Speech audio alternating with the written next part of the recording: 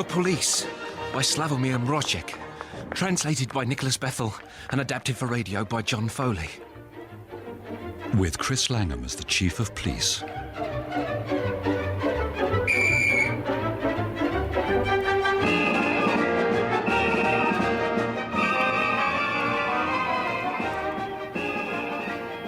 And so, in due consideration of my former life and the error of my ways, which I admit wholeheartedly and unreservedly to have been wrong and to have been against the interests of the state and the common good, I renounce my crimes, and the only desire I have now is to serve our government for the rest of my life. Don't put it away. I'll sign it. What? I'll sign it. Why? What do you mean, why? For 10 years you examine me, interrogate me, keep me in prison. Every day for 10 years you give me that form to sign. When I refuse, you threaten me with dreadful punishments and try to talk me round. Finally, I agree to sign so I can get out of prison and serve the government, and you ask me why? It's so sudden. But I've changed, Colonel. I don't want to fight the government anymore. Why not? I'm fed up with it. Let someone else fight them, but not me anymore. I've done my bit. I can't believe I'm hearing this from you. The longest serving prisoner in the country. Is it true I'm the last man still in prison? Yes. Oh, you see? Everyone else realised some time ago that we have the best political system in the world. My former colleagues confessed their guilt, received their pardon and went home. Now there's nobody left to arrest. I'm the last remaining revolutionary. But what sort of a revolutionary? In my heart, I'm a stamp collector. That's what you say now, but who threw the bomb at the general? Ancient history, Colonel. Anyway, it didn't explode.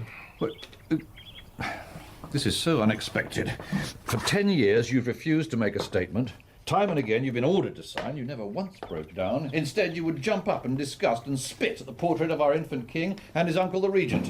God bless them. Yes, of course, God bless them. But I don't understand. We've got used to living here together and everything's nicely settled, and suddenly you want to destroy it all. Of course I could have gone on longer, but what's the point? To think that the entire population of this beautiful, peaceful and fertile country of ours has for so long been singing the praises of our infant king and his uncle, the regent. Yes, God bless them. And that all the prisons are now empty except for this one. No, Colonel. If everyone in the country supports the government and is against me, then obviously we have a very good government, and that's that. While accepting with sincere satisfaction the prisoner's confession, bearing witness to a change of heart which has come about under the corrective influence of imprisonment, I nevertheless consider it my duty to ascertain to what extent his new opinions are deep-rooted. Bravo, Colonel. Thank you. Tell me, what makes you think we've got a good government, You've got eyes, Colonel. Never before has our country reached such a high stage of development. Sometimes I move my bed against the window of my cell and put my latrine bucket on top of it upside down. Then I can stand on the bucket on tiptoe and gaze out at the most beautiful meadow. You realise it's against the prison rules to look out of the window? For ideological purposes, Colonel. Oh, I see, yes. Every spring the meadow bursts into flower with different coloured blossoms. Then at haymaking time the farm workers come and cut the grass. During my time in prison I've watched their faces light up with a happiness and satisfaction which grows in strength every year. On the other side of the meadow there's a small hill where an industrial building has been constructed. I can see a chimney and sometimes there's smoke coming out of it. To be strictly accurate, I should tell you that is a crematorium for the atheists. Why should they always bury the dead in the ground? Don't atheists have the same right as believers to dispose of their bodies in the way they wish? only confirms what I've always felt, that even in religious matters, this country of ours is a land of the broadest tolerance. Look, I'm a civil servant. I can't settle this matter myself. That is to say, I can't accept your change of heart too readily. I must first of all investigate that there are no doubts left in your mind. Take the economic situation, for example. Aren't you overlooking certain specialised matters like the railway? Even the most fanatical enemy of our state system could not deny that the railway as a phenomenon exists in this country. Oh, honestly, talking to you, anyone would think you threw a tomato at the General, not a bomb, and that it never entered your head that our regent, the uncle of our infant king, is an idiot. Colonel! No, of course he isn't, but that's to say as far as his intellect is concerned. But you must admit that even the most powerful brains have their little weaknesses. What? Lower down, that is, among their habits, their tastes. Why are you winking at me? You ought to be ashamed of yourself. You, an old revolutionary, asking such a question. Forgive me, I've simply forgotten what a wink might mean. Is it some sort of an illusion? Something unpleasant connected with the persons of our infant king and his uncle the regent? God bless them. You don't think, then, that our regent is an old pervert?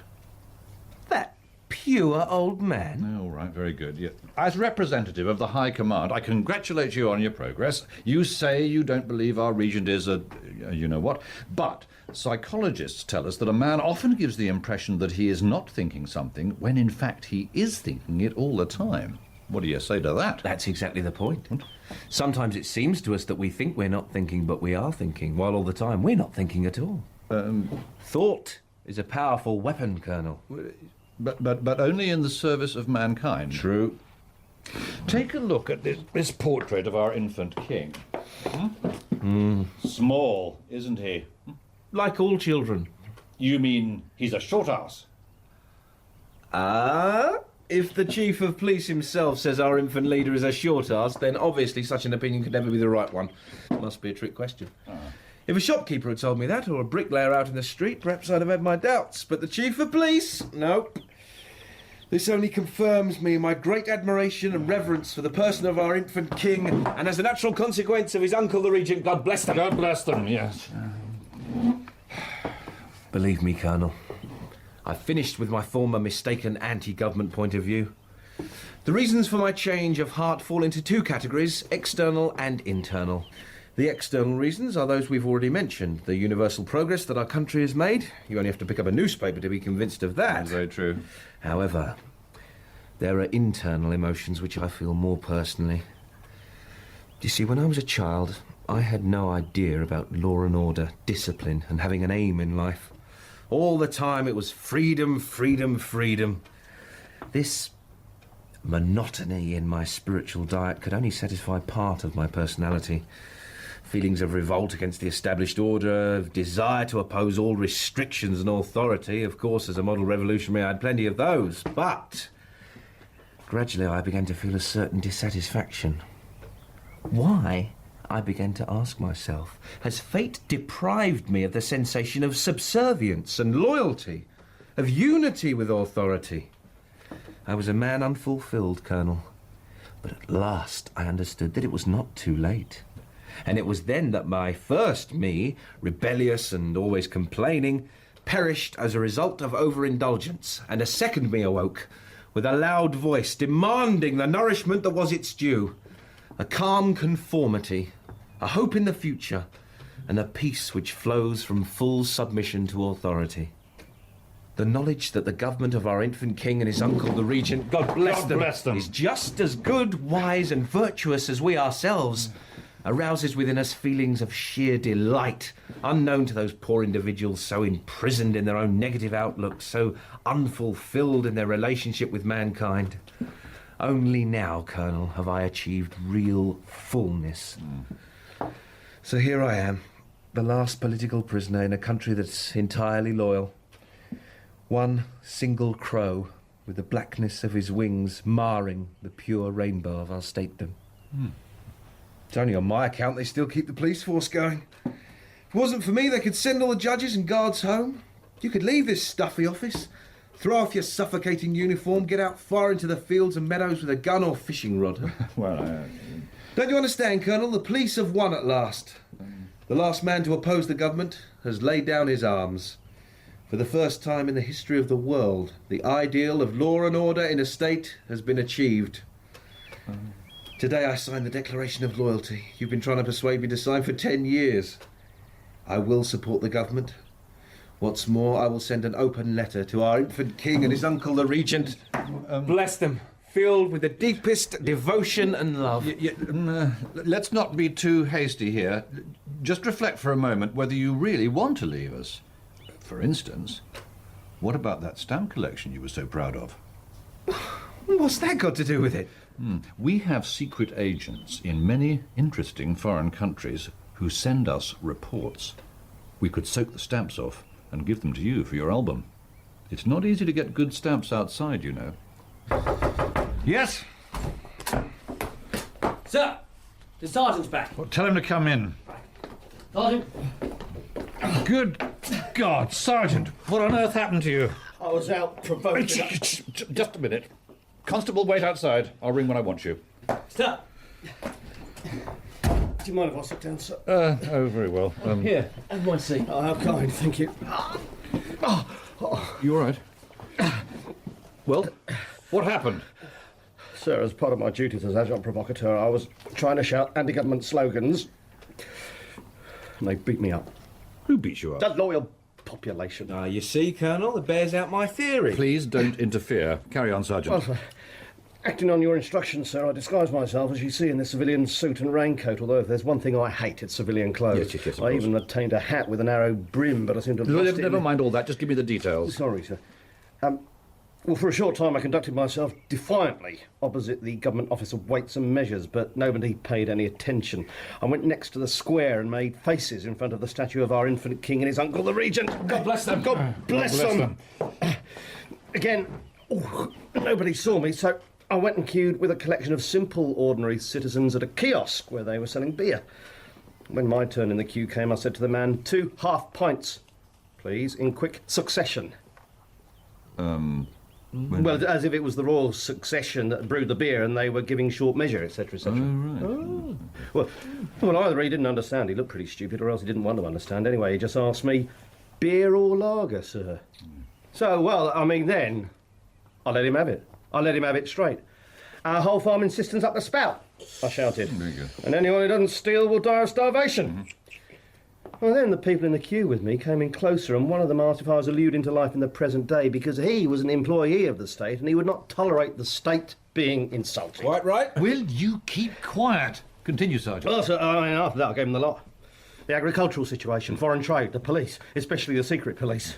And then a young man came towards me. You leave our police alone, he says. I suppose next thing you'll start in the army. You want to get rid of national service, and just as I'm due to go before the recruiting board. And so old Bag yelled out, oh, he didn't like the police, eh? Why, only last week they sent me a summons to have my house searched, and this so-and-so's going to get in the way. After a search, you always feel more loyal, and if you don't have your house searched, you get such an uneasy feeling. Well, I realised then things were hotting up. But you know me, Colonel. I've been in the police since I was a child, and this job as adjunct provocateur is sacred to me. Anyway, I went on with all the usual things, income tax, health service, and then a lot of stuff about our infant king and his uncle, the regent. God bless them. So, they all shouted, you're one of those, are you? You're going to slander our beloved rulers, and then they beat me up. What a wonderful country. Wonderful people. You need to get a bit of steak on that eye. Do you know, when they were beating me up, there were 2 conflicting feelings in my mind. I was sad I hadn't carried out your order, that I couldn't provoke anybody to be disloyal and that there's nobody we can arrest. But at the same time, I was glad that love and reverence for the government and for our glorious rulers are so strongly felt by the population. As you can tell by my black eye. Bravo, Sergeant. Colonel, my former ideals disgust me. I want this instant to renounce them and to sign the Declaration of Loyalty. You're absolutely set on this, then? Nothing can alter my decision. When I leave this building, I shall straight away apply to work for the state. You don't mind about the stamps? What do I care about postage stamps when I can join the service of our infant king and his uncle, the regent? God bless them! Well, all right, if that's what you really want. Sign here. and here, Uh-huh. and over here. Yeah. Right.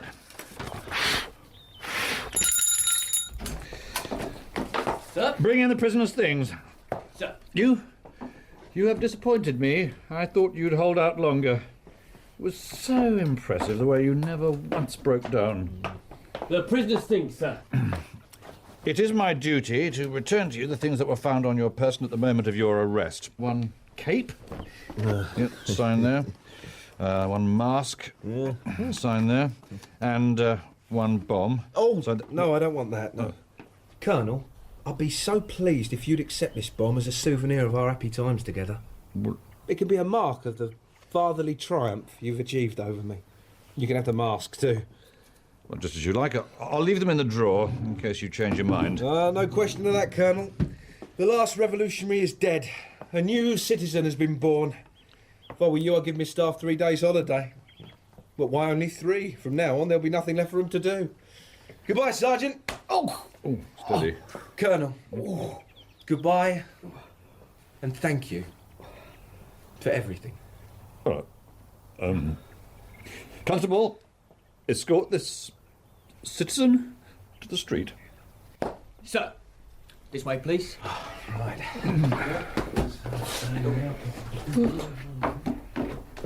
I never thought I'd see the day. Long live our infant king and his uncle the regent! Oh my God. I wonder if I could provoke him to be disloyal. Oh, shut up! Sorry, sir.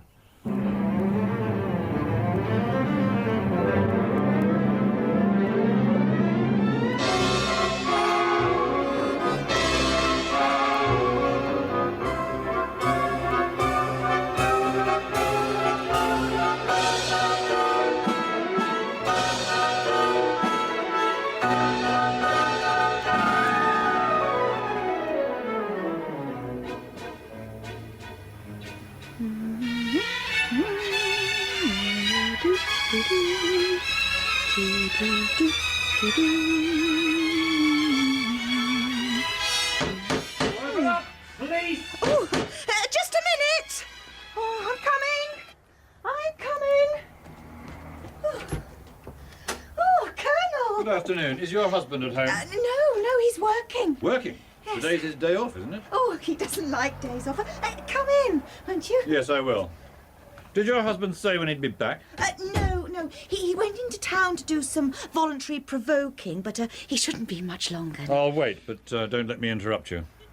Oh, you're sewing, I see. Oh, yes, it's just some gold braid for my husband's underpants. He feels so terrible in civilian clothes these days and always likes to wear some tiny piece of military dress, even if it's underneath everything. Really?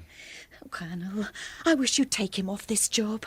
What? Oh, you've no idea how thin and pale he's got since he's had to go about in civvies. He can't exist out of uniform. He's withering away. Well, that's too bad.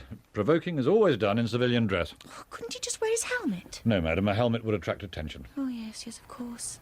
Oh, it's such a long time since he's had anyone to arrest. He probably doesn't want to show it in front of you, Colonel, but at home he's become quite intolerable. One new arrest would put him right again. You can't make arrests without an agent provocateur. No, you've got a point there. No.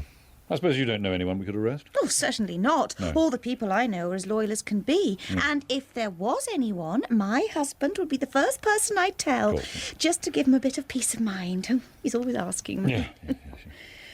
No, neighbours and distant relatives? Oh, no, they're all law-abiding citizens. Really? There was an old man on the 9th floor who used to complain, but with him it was the gout, not the government. He's just died, probably of being too careful. Yes, well, nowadays it's all so quiet. Tell me, how did you meet your husband? Oh, that was ages ago, Colonel. He reported me to the secret police and I reported him. That's how we got to know each other. Yes, lovely. You got any children? 2, but they're locked up now. Shall I get them in? No, I just dropped in to have a word with your husband. Oh, he may be back by now. He always listens at the doors on the way upstairs. I'll have a look.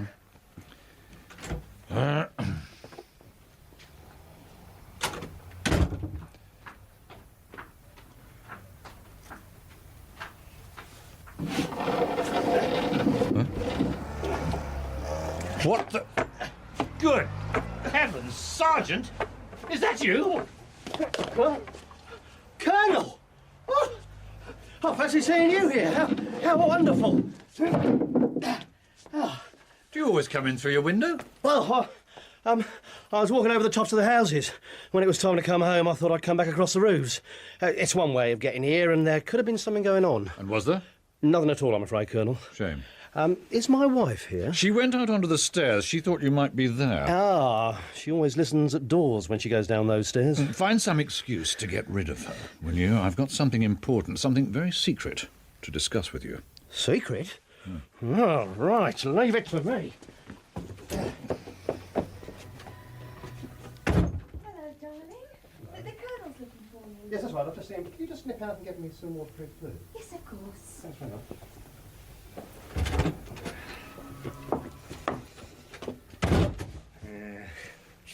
All taken care of, Colonel. She won't be back for half an hour. I sent her off to buy some waterproof glue. Waterproof glue? Couldn't you think up a better pretext than that? Oh, no, it wasn't a pretext. Oh, I really do need it. My raincoat got torn when they beat me up last time. See? Oh, yes. Oh, dear. You don't mind if I change, do you, Colonel? I feel naked without my uniform on. No, of course not. No. Well, you're in your own home. That's your day off. You can wear what you like. Thanks, sir. I thought maybe today would be my lucky day. I did a bit of provoking before lunch, but it was no good. I just said hello and walked on. Well, Sergeant, if it hadn't been for you, we might never have lived to see this alarming drop in the crime figures. Well, that's to say, thanks to you, we now have this perfect state of law and order. I must recommend you for promotion. No, it's nothing, Colonel. I just felt I had to go out and try once more. I expect you're surprised by my visit. Oh, the Chief of Police here in my house? Yes, sir. I'd have sooner expected a revolution.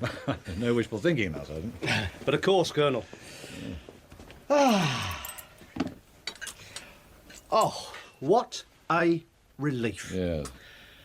Cool, last I can relax. I always feel so much better with my sword and medals. Tell me, do you always wear full dress uniform at home? Well, civilian clothes are very bad for morale. You see, sir, I've got to get a grip on myself. Oh, your service record is irreproachable. You see, in your exemplary conduct, there is something more than ordinary conscientiousness and sense of duty. Thanks, sir. Well, never mind about that. Sit down. With your permission, Colonel, I'd rather do my exercises for a bit. Your exercises? Yes, as soon as I get home, I always do a little weightlifting. It's good for my muscles. After all, I must be able to cope with any situation that crops up. Right, well, very well. Yeah, carry on. Thank you, sir. Well, as I... Oh, gosh, yes. As I said, you're not only an excellent policeman, but I have found that you are something more than that. Sir! You put on civilian clothes when your job requires it, even though you can't stand wearing them. Anything for my job, sir. Exactly. You sacrifice your personal likes and dislikes on the altar of service to the state. And in examining your case, I have come to the conclusion that your devotion to duty is quite out of proportion to the tasks you fulfil so admirably. Yes, sir. In you, Sergeant, there is a strength which is only partly finding its outlet in ordinary work. You are something more than a civil servant. You are inspired by the idea of order and general discipline. You are the saint of the police. Thank you, sir. Why have you got so thin lately? It's my insomnia, Colonel. Oh, right, I see. Do you have dreams? Sometimes. Tell me about them. We're a bit silly. Tell me. Well, often I don't know why. I dream that there are two of me. Really? Yes. There's me in a uniform and another me in civilian clothes. Ugh. We're walking across a big field. The birds are singing. It's warm. And there's a smell of fresh grass, you know? Like in the spring. Right. And then well, that is both of us, or both of me, feel I'm being carried far away. And suddenly I've got such a longing to arrest someone, anyone, even if it's just a rabbit or a little bird. And then I look, or rather we look, all around the field, and we strain our eyes, but there's nobody there, nobody to arrest. And I throw myself on the soft earth, beat my head, and the tears pour out. And it's then... Yes? It's then that the stupidest part of my dream comes. Well, go on. I dreamed that I arrest myself. That is to say, the I that's in uniform arrests me in civilian clothes, and then I wake up covered in sweat. I see. That's very, very interesting. Tell me, Sergeant, when was the last time you made an arrest? Colonel, I'm ashamed to say. Yes, quite. Do you realise that we shall never have the chance to arrest anyone again? What? And not only will we never arrest anyone ever again, but your son, your grandson, your great-grandson, they won't arrest anyone either. The whole police force is standing on the brink of a catastrophe. What is the function of a policeman? It is to arrest those who offend against the existing order, of course. Yes, sir. But suppose there aren't any people like that. Suppose that as a result of the operations of our improved police force, the last trace of rebelliousness in our people has disappeared, and that they have become universally enthusiastic for the regime. Suppose that they have formed, once and for all, a permanent love for our infant king and his uncle, the regent. God bless him. Absolutely. What is there for the police to do then? I did my best to improve matters, and that's why I advised you to carry on provoking people to criticise the government. But as you know, even this last resort has come to nothing. Not only were you unable to provoke anyone, but when you started on your anti-government slogans, well, they beat you up. That's nothing, sir. I'm much better now. That is not the point. For a long time, I have been expecting and dreading the moment which has now arrived. Our last political prisoner has just signed the Act of Allegiance. He's been released from prison and has begun to serve our infant king and his uncle, the regent. God bless him. Yes. I tried to keep him back. I promised him stamps for his collection. It was no good. Do you know what this means? No. It means that we have beautiful prisons, constructed at great expense, a highly trained, devoted staff. We have courtrooms, offices, card indexes, but we don't have a single prisoner, a single suspect, a single clue to follow up. The people have become wildly, cruelly, bestially loyal. That's true, Colonel. That's a The fact. time will come soon when we'll have to take off our uniforms, and then you'll toss and turn in bed at nights, longing hopelessly for one little interrogation. Your gold braid sewn onto your underpants won't be much good to you then. You're already suffering from insomnia. Think what it'll be like when you've lost your job. No. Yes. They'll take away your uniform. They'll give you some sort of sports jacket, walking shoes, and a pair of flannels to be able to go out with a fishing rod or a shotgun and enjoy your spare time exactly as you wish. Is there nothing we can do? Sergeant, I've come to you not only in my capacity as Chief of Police, not only as your superior officer. At this terrible time, we are both of us just simple constables. In the face of the ruin destroying our life's work, we must give each other our hands and offer brotherly advice for its solution. So listen carefully. The only man who can save this situation is you. Me? What do we need, Sergeant? We need someone we can lock up. Someone we can arrest for something which can be described as anti-government activity. Having several times attempted to find this man, it has become apparent that we shall not do so in the ordinary course of events. We must, therefore, compose this man ourselves. And my choice has fallen on you. Yes. I don't understand, sir. What don't you understand? What I have to do. Exactly the same as you've been doing all along. Oh. Shout something against the government, but this time we won't let you off. We'll lock you up. Me? I assure you that the task I have set you is far more admirable from the point of view of police morality than merely provoking any old citizen to criticise the government and arresting him. That would simply be carrying out your ordinary daily work. Here, it is a question of fulfilling an act which belongs only to a policeman who is pierced right to the marrow with the spirit of the police force. I said there was something in you that had not found its proper outlet, that had been eagerly awaiting the assignment that I can only now reveal to you.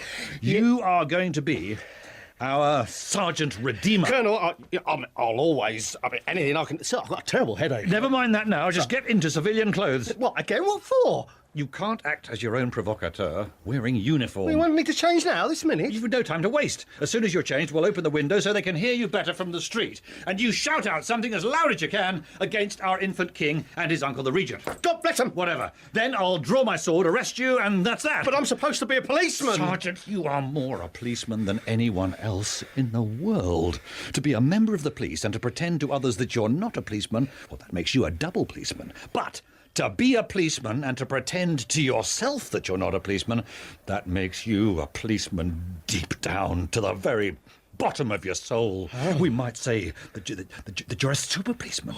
Unlike any other policeman, even a double policeman. Well, hurry up, man! Sir! Before today is out, I shall send a report to the General. Tomorrow morning, our infant king and his uncle the regent will be informed that we have God bless discovered... him. Yes, and arrested a revolutionary. We shall be saved. What do I have to shout? Haven't you anything prepared from your previous experience? Shall I say that our regent, Yes. the uncle of our infant king, Yes. is a swine? That's not subversive enough. It needs to be something strong and forceful so that I can arrest you 100%. How about a dirty swine? Oh, that's much better. Come on, we'll open the window. Now, 1, 2... Just a minute. What?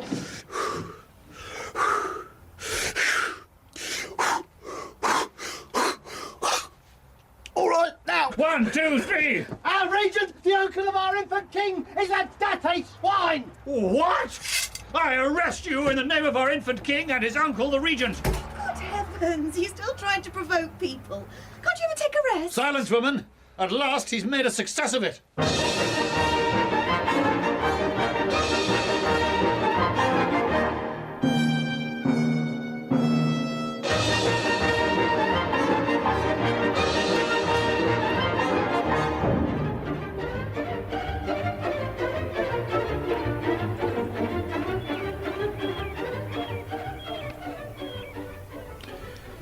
So, you've been trying to saw through the bars of your cell window, and you kicked one of the warders. This is the second time it's happened. Is there anything you need? There must be something. You're so pale, silent. Maybe it's because I'm locked up in prison. Aren't you sleeping properly? Not very well. Are you having dreams? Now and again, What dreams? I'm walking through a great big field. There's In uniform or civilian clothes? civilian clothes. And what happens? There's a tree, and you, sir, are sitting on one of the branches and eating cheese. I'm sitting eating cheese? Yes, yeah. And I'm standing under the tree, and you open your mouth to arrest me, sir, and the cheese falls out of your mouth and onto the ground. What, and you pick it up? Oh, no, I don't like Gorgonzola. A very stupid dream. Yes, Colonel. How about a drink? A nice, refreshing glass of beer. I send reports about you to the General every day. Oh. You know, he's become very interested in your case. He says you're an extremely dangerous man, and it's fortunate I got you in time. What's more, he will personally attend your interrogation today. What do you think of that, eh? Well, good health. Oh, no, I'm sorry, Colonel. I mustn't drink with you. Why not? Because I'm just an ordinary... But what am I? What a question. You're yourself. What does that mean, I'm myself? I don't know what I am now, a policeman or a prisoner. Yeah, well, I explained all this to you at the time of your arrest. Oh, well, it was all quite clear then, because that was just the beginning, and I still knew what I was, an ordinary police sergeant in the Secret Service. But actually, things really started to go wrong earlier, when I was working as an agent provocateur. It wasn't just an idle whim that I was so upset at having to wear civvies. A policeman should never take off his uniform, under any circumstances. Still, it never entered your head to make a complaint, and when it was your day off, you went out to work of your own free will. But it wasn't anything like as bad as it is now. See, prison has a terrible effect upon a man, sir. From the moment you shut me up in here, everything started to get more and more confused.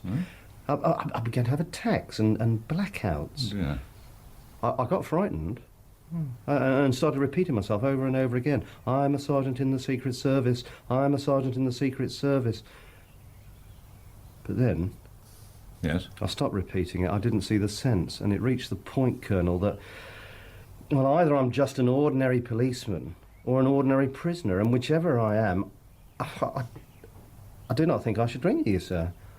If I am to be a policeman, then I cannot condone your drinking with a prisoner, that is to say with me, and if I'm a prisoner, a revolutionary, feared by the General himself, and by the government of the country, well, there again, I shouldn't drink with you. Why not? Well, because I must conduct myself according to the moral code of an imprisoned revolutionary, and I cannot drink with the Chief of Police, a representative of authority.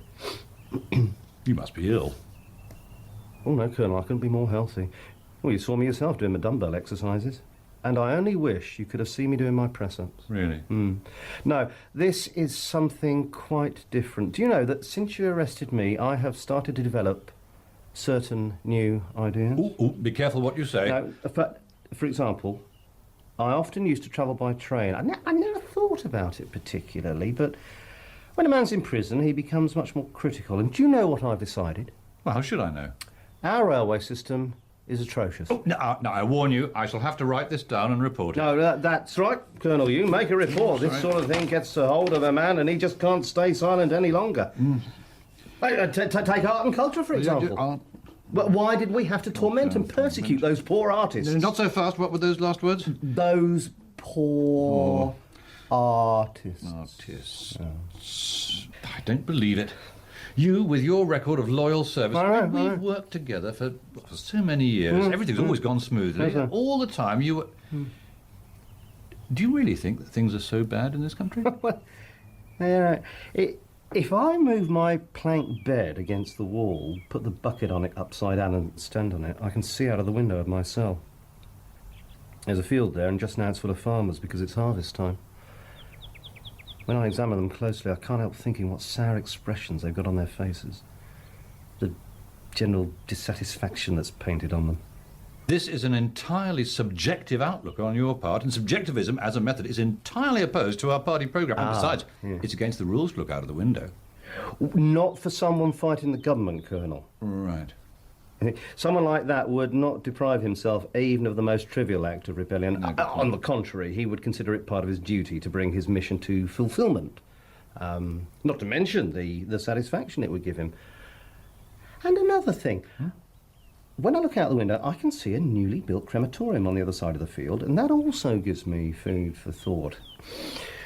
It is a non-productive investment. Would you deny atheists the right to dispose of their bodies as they like, with their own sort of funeral? I mean, if you're against religious tolerance, how can you have the nerve to criticise the government's record in that respect? Well, those people are dead, and your argument is not valid.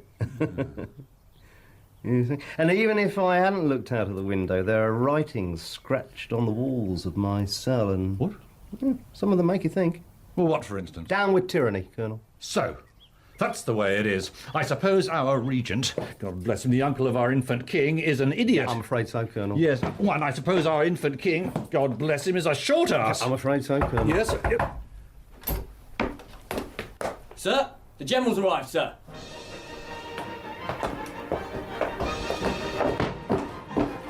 General. So, this is the man. Yes, sir, that's him. He looks to me like the ringleader. Have you managed to find the rest of his gang? Not yet, but we're interrogating him systematically. A dangerous bird. Did you find any explosive materials on him? Not so far, but we haven't given up hope. He's more dangerous than I thought. He's dishonest. Good, straightforward revolutionaries always have a couple of pounds of dynamite on them. It looks to me as if we've caught their key man. What do you think, Lieutenant? I agree, sir. If nothing's been found on him, it means there's more to this than meets the eye. Oh, Colonel, allow me to present my new aide-de-camp. He's an expert on revolutionary affairs and anti-government activities. Sir, no, it's impossible. Yeah, what's the matter with you? Your Excellency, you have become the victim of a mistake, sir, or of a deliberate trick. This man, Well, he's the one who threw the bomb at you, sir. who? Your present assistant and my former prisoner. For 10 years, I used to interrogate him here in my office. What have you got to say, Lieutenant? The Colonel's right, of course. I am his former prisoner. The fact that he recognised me in this uniform and with a different hairstyle and no beard is a tribute to his professional skill. Why, you impertinent... Colonel, you seem to have forgotten that I signed the Act of Allegiance and was released. His Excellency is perfectly well aware of this. Calm yourself, Colonel. If I introduce the Lieutenant as an expert in matters concerning the fight against subversive activity, it is not without justification. But the bomb, I've still got it in my drawer. My dear Colonel, everybody sometime has to throw some bomb at some general or other. The sooner you get it over with, the better. As for me, I have complete confidence in my new assistant precisely because he has all this behind him. Have you ever thrown a bomb at a general? Your Excellency. There, you see. Neither have I. And therefore I have more confidence in my assistant than I have in you, or even in myself. I promise you, Colonel, that if you want to be thought of as the ideal chief of police, part of your job should consist of taking precautions in case I throw a bomb at myself. But, sir... The person of a general is the property of the state and the government, not of the individual who holds the rank. So any attempt of this sort, even on my part, must be considered an attack against the uniform of an officer, and so indirectly against the state. And if ever you should have to arrest me on this account, I trust you will remember that it was I who reported myself to you and brought this vital information to notice of the Chief of Police. And in my trial, this will be considered as an extenuating circumstance. Yes, sir. Now, to revert to our discussion about the lieutenant, he came to us from a situation that was extremely different from our own. Already, he has achieved the rank of an officer. This requires some effort. We must congratulate him on his keenness and hard work. As regards his qualifications for this present job, I assure you that he is second to none in combating anti-government activities. Therefore, in expressing your dislike of him, you lay yourself open to the charge of being jealous of him because of his lightning success. I can assure you, sir, jealousy is not in my nature. Don't worry, I brought him here specially because I knew we had a tricky case on our hands with this enemy of our infant king and his uncle, the regent. God bless them. Yes, shall we begin? Proceed, Lieutenant. Thank you, Your Excellency. The matter will be quite short and simple. Short and simple? What on earth makes you think that? Oh, I agree with the Colonel. On what grounds do you consider that the case is short and simple?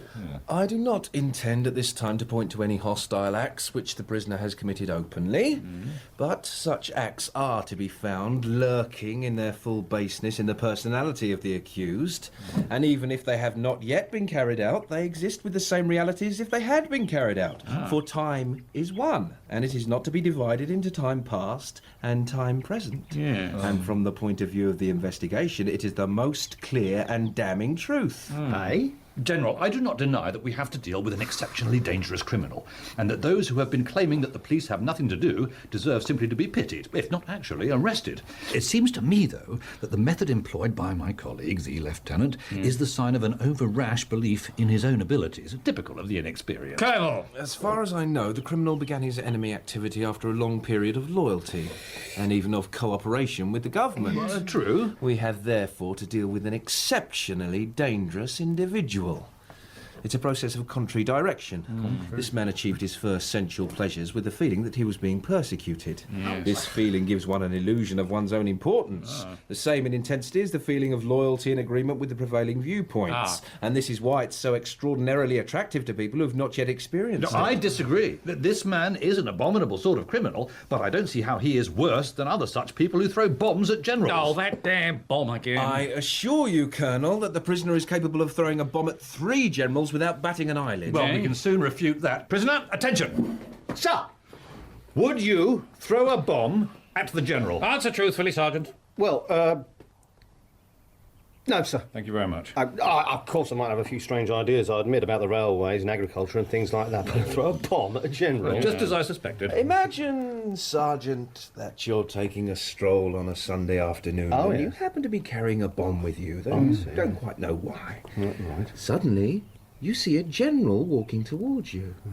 His medals are sparkling, his jack boots are shining. You feel that now you can pay him back for everything, that such a beautiful general won't come your way a second time. Bastard! For the last time. Silence! Well, Sergeant?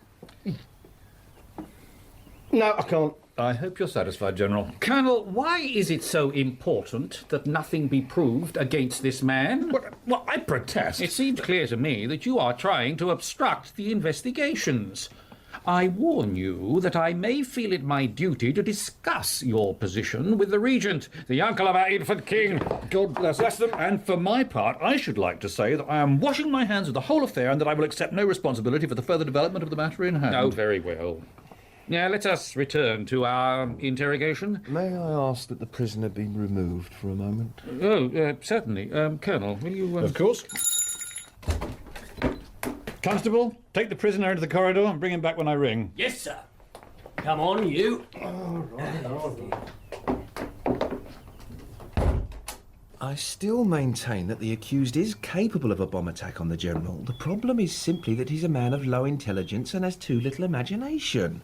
But I have a plan. Ah, well, we're listening. In the Colonel's desk there's a bomb. Oh. The same one I threw at the General.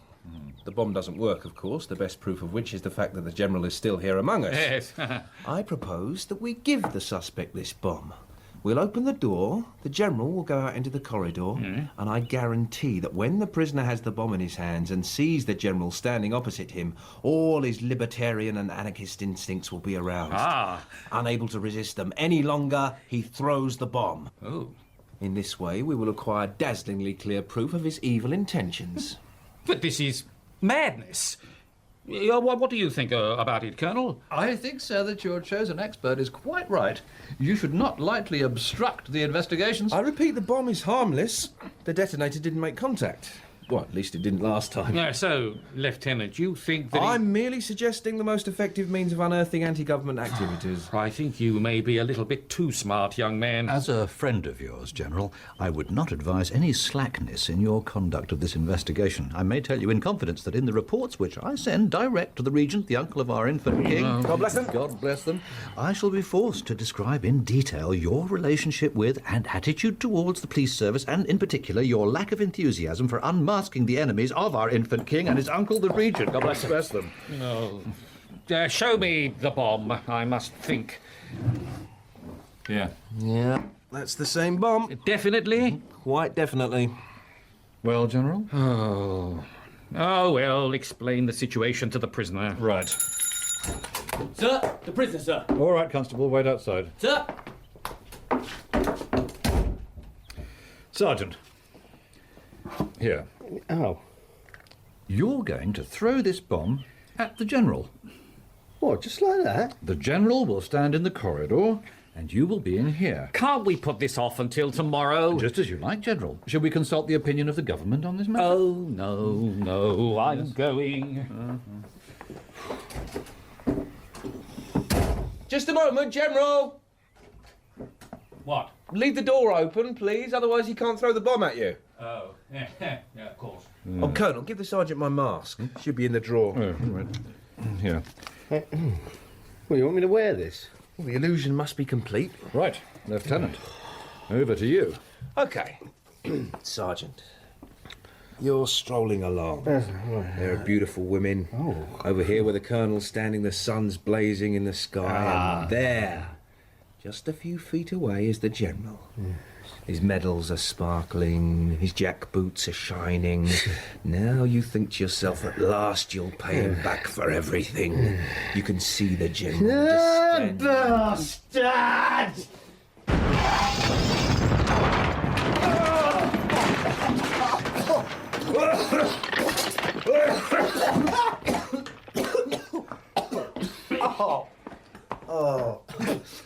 Oh dear.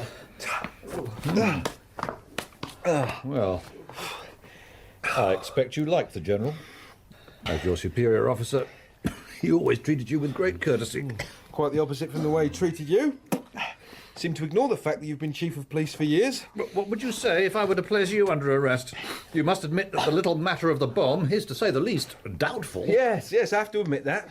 Doubtful to the extent that your part in it is extremely obscure. In that case, we'd find ourselves in the curious situation of mutual arrest. Young man, you will go far, but not as far as you think, and not towards my position, that of Chief of Police, but precisely the opposite direction. I arrest you! Fine. I'm afraid, though, that by acting in this way, you've brought your career to a very sharp close. And why should that be? You're accusing me of opposing the government and of attempted murder. They'll ask you where you were when that certain lieutenant signed the Act of Allegiance and was released from prison. What sort of a Chief of Police were you if you failed to spot his little game and simply released him from custody? And if you argue that you were right to release me because my repentance was genuine, you would be quite correct, since I really was sincere in my loyalty to the government. However, in this way, you would bring to nothing your accusation against me of attempted murder, and would place yourself in the ludicrous situation of a squalid intriguer. But to return to the point, What would you say if I were to arrest you? Please do not think that the police are above arrest. On the contrary, arrest is above us. It is above everything. I'm a policeman with a long record of service. So if you think that you can establish a case... Of course I can. One of the most elementary duties of the head of the police is to protect generals against attacks by bombs. And what did you do? You personally pressed the bomb into the hands of the prisoner here, a confirmed revolutionary. You personally showed him how to throw it. That's true, Colonel. Have you gone mad? The whole thing was your suggestion. Which you adopted with suspicious eagerness. Only under pressure from you. It was you who wanted to do it. He's right. Thank you, Sergeant. I'm not the head of the police. I repeat, what is the most elementary duty of the Chief of Police? Any fool will tell you, to protect generals against bomb attacks. But the bomb ought never to have gone off. You told me yourself it was useless. You had no right to believe me. And you assured me a moment ago that you were speaking the truth and that you're loyal to the government. That is correct, I am. But as the Chief of Police, you ought to know that the fact that something is correct does not necessarily have any special meaning. It can have an opposite meaning depending on certain circumstances. You see, in spite of your record of long service, you can still only understand the most primitive arguments. Therefore, I arrest you! Very well. We will remain under mutual arrest until the situation is cleared up. General! General!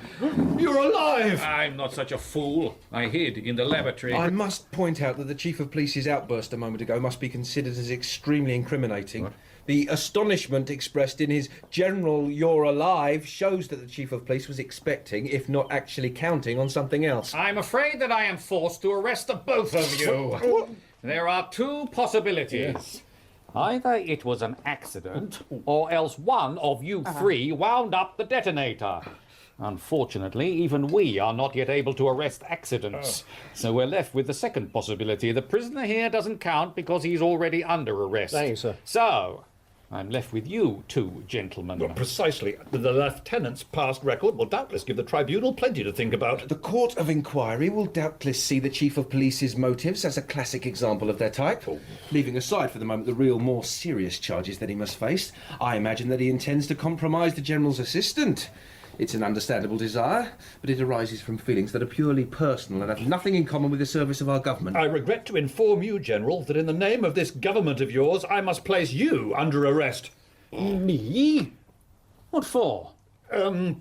Irresponsibly exposing the uniform of a general to attacks by bombs. Oh. You are under suspicion of condoning subversive conduct. It was you who aroused my sense of duty in this matter, and then that will be regarded as a mitigating circumstance at your trial. Oh, he's got a point. We still haven't sorted out the question of whether a policeman who's arrested an individual with whom he finds himself in a state of mutual arrest, like the Chief of Police is with me, is able to arrest a third individual, by whom he has at some time previously been arrested together with the first individual, to whom he's united by the first double action of arrest.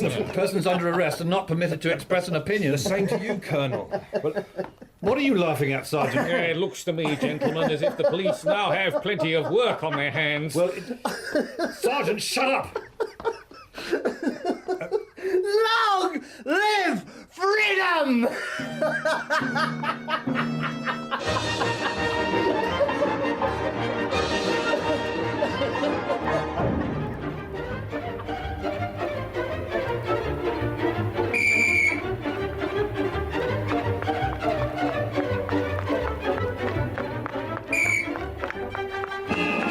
In The Police by Slavomir Mrozek, adapted for radio by John Foley from a translation by Nicholas Bethel, the Chief of Police was played by Chris Langham. The prisoner was Ben Crow. The Sergeant, Kim Wall. And the General, Roger Sloman. The sergeant's wife was Rachel Atkins. And the policeman, Carl Prekop. Technical presentation was by Graham Harper, and the broadcast assistant was Emily Smith.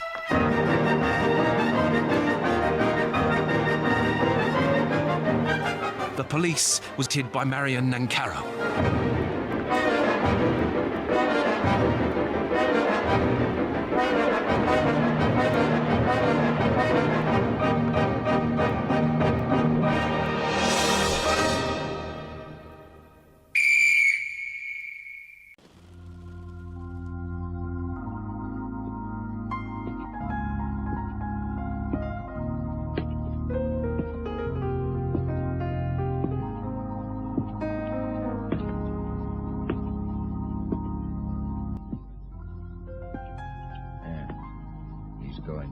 well.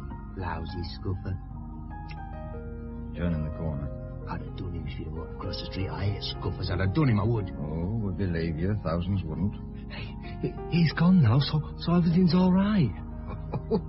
Get the expert. Thinks he knows all about it. Just because he nicked a ballpoint pen out of Woolies when the sales girl wasn't looking. Thinks he's another Al Capone. You can't trust scuffers. He'll be round the corner waiting to pounce.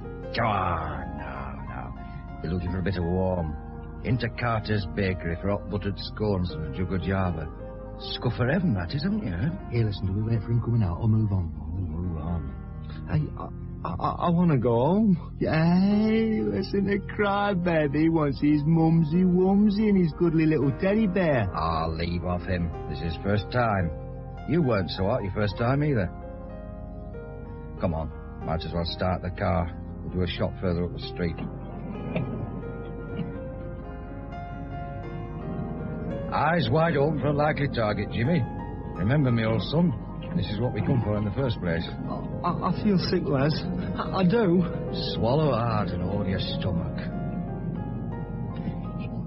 Hold it, Ron. That one looks likely. News agents. Sweets and tobacco. Whatever's left in the till. Just about our number, that is. Yeah, looks likely. Nobody about either. Handy, very handy. Hey. It's time our little Jimmy cut his teeth, ain't it? He has to start sometime. Hey, no. Hey, not me, no. I couldn't. Yeah, you could, Jimmy. Nothing to it. Look, sellotape over the door glass. Handkerchief wrapped round the knuckles. First whammo through the glass, hand in, spring the lock. The door opens like it were Christmas. Isn't that right, Ron? There's nothing to it. It's a piece of cake. But I've had no practice. I mean... Practice on that door over there, Jimmy. You'll make it. You'll see. No, Les. Please. You listen to me, Crybaby.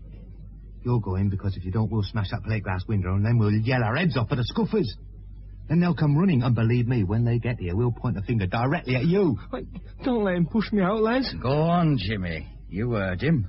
He means it, and so do I. Go on, move it, Jimmy. And don't take too long over it. We'll give you 10 minutes. If you're not out by then, we'll blow the whistle and scarper. That bleating Crybaby. Why'd you have to bring him in, Les? He could foul up the old deal. Well, I hadn't much option. Dogs me tracks like a scuffer's bloodhound. Still, you never know. He might turn into a likely lad. Nah, him. He's a martyr if ever I saw one. Yeah, not so fast with the martyr bit. Look, he's through the glass and fiddling with the lock. Hey. Half a dollar on him cutting his finger and bleeding to death. No, hey, no. He's got the door open. And he's in. I told you he might turn out likely. Nah, he's got to get his stuff out of the shop yet. And without waking whoever it is that sleeps in the flat above. Oh, light on his feet is Jimmy. And he can move fast. Hey, like that scuffer. What? The blatant scuffer is coming up the other side of the street.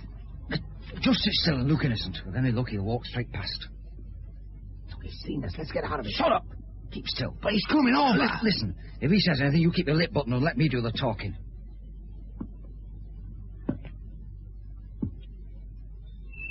Evening, Constable. Lovely night for ducks. Is it? Get that, Ron. Smart is our constable. Answers quick as a flash. Yeah, quick as a flash. I think we can do without the comedy. Now, come on, both of you out the car onto the pavement. I want to have a look at you. Now just hold on a minute, Constable. We're not doing anything unlawful, are we, Ron? No, of course not. We wouldn't think of it. How about loitering? We're not loitering, are we, Ron? No. We're waiting for our friend. And where might this alleged friend be? Over there, see? Huh? Where? Get him, Ron! Give it to him! And again, Ron. Make sure of him. He knows our faces. Hold his arms. Got him. All right, Scooper. This is for all my mates. You lot have packed up them bosses. He's out now, Ron. Leave him. Into the car. Let's get out of it. Right.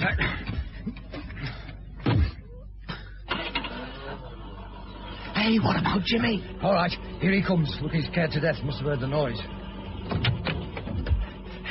Hey, the scuffers hurt. He's moaning. Shut your face and get in here. We've got to be out of here before the local citizens decide to have a go. Hey, but we can't leave him like that. No, of course we can't. We don't intend to, do we, Ron? No, Les, we don't.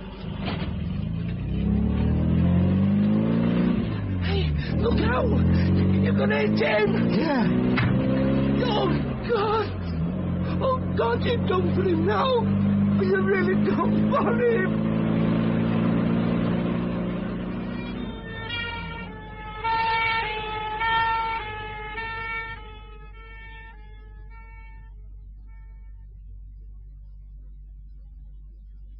Well, you're comfortable, Mom. A healthy lad. I don't expect any reverse. I'd say he was doing very nicely. I'm pleased with his progress. The knife wound is almost healed. He took it in the chest. Luckily, the aim was awry and the blade cast off a rib. Painful, but at least not fatal. It could have been, Chief Superintendent. It could have been. I suppose that's why you're here. That is one of the reasons, yes. Nasty business. Well, the escape car ran over his ankle. Luckily, Marn regained consciousness as the car approached, saw it, and managed to drag himself out of the way. I don't think there could be any doubt about the driver's intentions. Marn is very emphatic.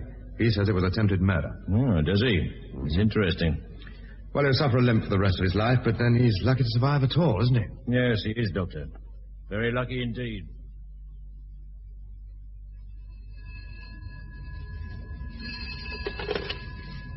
Crime Squad Chief Inspector Brown speaking. Accounts? About my pay, is it? I always said I deserved an increase. Who? How do you spell it? M-A-R-N-E. PC John Marn. Yes, I know the name, but he's not with the Regional Crime Squad. Not in this area, anyway. Morning, Bert. Oh, one moment, Accounts. Chief Superintendent Miller's just come in. I'll ask him. Ask him what? Accounts on the line, sir. They've PC John Marn's pay packet sitting in their office, and they don't know what to do with it. Should I tell them? Humour was never your strong point, Bert. This PC Marn, he's not with us, sir. I'm aware of that. But he will be, Bert. He will be. You can count on it. Hello, Accounts. Sorry to keep you waiting. You can have Marn's pay transferred to this office. Yes. For how long? How would I know? I'm only a chief inspector.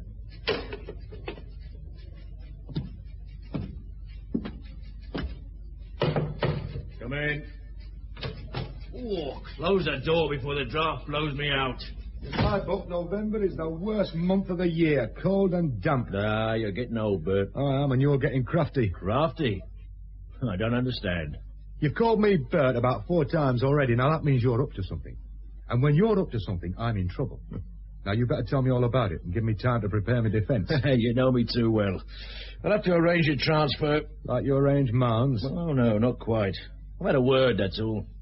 Police Constable John Marn's a very interesting customer, Bert. He speaks 2 languages, French and Spanish, and he has his O-levels in Latin and modern history. Can he catch villains? The last time he tried, he caught a knife in the chest. Did he now?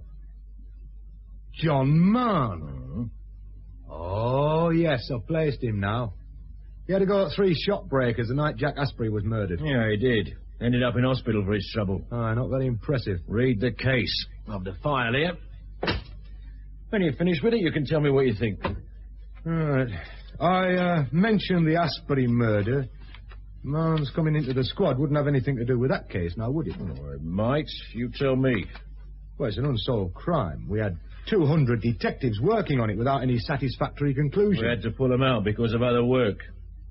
And you didn't like to do it? What CID likes an unsolved murder on its books? But the Asprey killing was just one case. Oh, I admit that pulling our lads out after all that hard work is guaranteed to increase our blood pressure. But what else could we do? You know my idea. This business of one man working exclusively on one case. A man with unlimited time, the rest of his career if necessary. Oh, it's crazy. A dream, maybe. But one with a chance. You mean this new man, this Marn? It rests with him. You see, for the type of work I have in mind, the man has to be exceptional. I couldn't do it. To be frank, Bert, neither could you. No, I wouldn't want to try. Neither does Marn, at the moment. But you've had his pay transferred to this office? He leaves hospital today. He's going to the south of France. His mother lives there. Saint-Sever. Marn says the local wine's marvellous. Aye, and the sunshine. I can understand the attraction the place has for him. But getting there will take money. And money means pay. You've got it. Well, I'll be missing all that sunshine. He's not going to be pleased, sir. In my day, uniformed constables referred to senior ranks as sir. A common enough courtesy, you might say, P.C. Marn. On the other hand, you might not, you being of the younger generation. I'm sorry, sir. It's just that, well, I've only an hour to reach the airport. I'll accept that as an excuse for your bad manners. Not that I think it's reasonable, mind. Now, what was it you said about your pay? Well, I was told that it had been transferred to this office. Told by whom?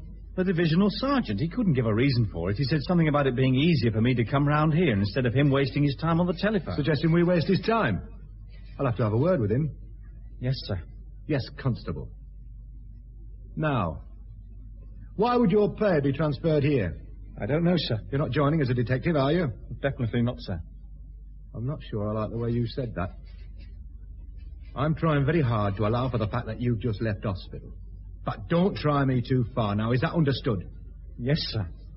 I apologise, sir. Yes, I should think you do. Now, you try to curb your annoyance, and I'll have a word with my chief. Yeah? Brian here, sir. I've a P.C. Marn out here, and he's kicking up all kinds of tarnations about his pay. He says it's been transferred to this office, but I can't find any record of it. Send him in, Bert. Sir, you're to see my boss, Chief Superintendent Miller, through that door. Thank you, sir. Marn. Sir? We may call Mr. Miller Dusty, but only behind his back. We say sir to his face, and we mean it. Come in. Chief Inspector Bryan said you wanted to see me, sir. Yes, indeed. Shut the door and come and sit down. Thank you, sir. Hey, you like coffee? Well, of course you would. Bert? Sir? 2 coffees. And not the usual poisonous brew. Blue Mountain and brown sugar. Black for me. You take milk, Marn. Oh, black for me, sir. Ah, good lad. Both black, Bert, and quick about it. Right, sir. Now. How's the chest and the leg? Oh, fine, sir. The hospital started a good job. I do have a bit of a limp. Perhaps you noticed. No, I didn't, but you thinking I might means you're sensitive about it. Don't be. It isn't the end of the world. Well, just my career. You know what I think about that, John? Oh, I can't call you John, by the way. Oh, of course, sir. I have a feeling I'm not cut out to be a detective, sir. I've no sense of vocation. Vocation's a funny word. One I've never really understood. Devotion to duty, yes. Dedication, too, but vocation? A calling, sir. I'm aware of the dictionary definition. Sorry, sir. You're a pedantic young man, aren't you? Not at all detective material. I'll decide that, if you don't mind. Well, it may not be Blue Mountain, but it's the best I can do. Ever been served coffee by a chief inspector before, John? No, sir. Mark it down to experience, one you'll never forget. Thank you, Bert. My pleasure. Any time. Bert didn't think he was cut out to be an admin officer. I managed to change his mind. As you hope to change mine.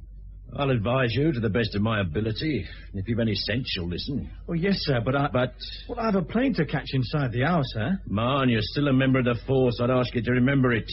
Yes, sir. Yes, sir. Now, stop fidgeting about like a schoolgirl and listen to me. I'm a detective because I chose to be. I'm a good detective because I've worked at it. I'm a chief superintendent because someone recognized my ability and decided to make use of it. And they were right. And that's not the boasting that it sounds. No, sir. No, sir. I think I see a similar ability in you. Thank you, sir. Oh, it's no compliment, believe me. We need good detectives. But I warn you, you'll work until you drop and then you'll work again. You'll suffer. You'll curse me until pension day. But you'll solve cases and put the villains behind bars, their rightful place. And because I believe just that, I want you here in the regional crime squad. What do you say? Well, just like that, with no time to think about it? You've had time enough to think in hospital. Now's the time for decision. You either walk out of that door with your pay and no career, or you remain in that chair and listen to me outline your first case as a detective with the Regional Crime Squad. Now, which is it to be? Well, I suppose there are other flights to France. Good man. And other months of the year in which to travel. November's no good to anyone. I never liked it. And my pay, sir? Well, Chief Inspector Bryan will deal with any query you might have. The thought does cross my mind, sir, that you had my pay transferred, knowing full well that I... What? A good detective's also a good con man, John. You'll learn. Now, down to business. There is a job I have in mind for you, and the basic outline of it is this. And with other crimes mounting in the area, I had to withdraw men from the Asprey investigation. First the detective inspectors, then the sergeants, finally the constables. 200 men all told, and the case still open on the books. Not at all tidy, wouldn't you say? Yet those same men covered a lot of ground and interviewed everyone concerned. With one exception. The murderer. The murderer of Jack Asprey. Or maybe they did interview him, but he was too fly. And you want me to... Find, arrest, and secure a conviction in the court. I don't like unsolved murders, John, and I'm not prepared to have one on my patch. It's a tall order, sir. To succeed where 200 of the best detectives in the country failed. Of course it's a tall order. But you have two things on your side. You're new to the case and bring a fresh outlook to it. And you can have an unlimited amount of time in which to solve it. And when I say unlimited, that's exactly what I mean. The rest of your career, if necessary. I've never had that approach before, sir. No, you haven't. But it's been a dream of mine for a long time. Brian could tell you just how long. He doesn't agree with me, you know. Thinks it might have a harmful effect on the man assigned to it. It's up to you, John, to prove him wrong. I can see why he's doubtful about it. Do you want to pull out now? Well, there's still time. You only got to say the word, and I'll call it a day. You can walk out of this office a comparatively free man. It is a challenge. Indeed. Where would I begin? With this file on the Asprey case. Read thoroughly and inwardly digest. And when you've digested, have a word with Manny Thompson. He owns the Pim Club. Of which Asprey was manager. Right. And one who, although earning only £30 a week, managed to have a bank balance of £15,000.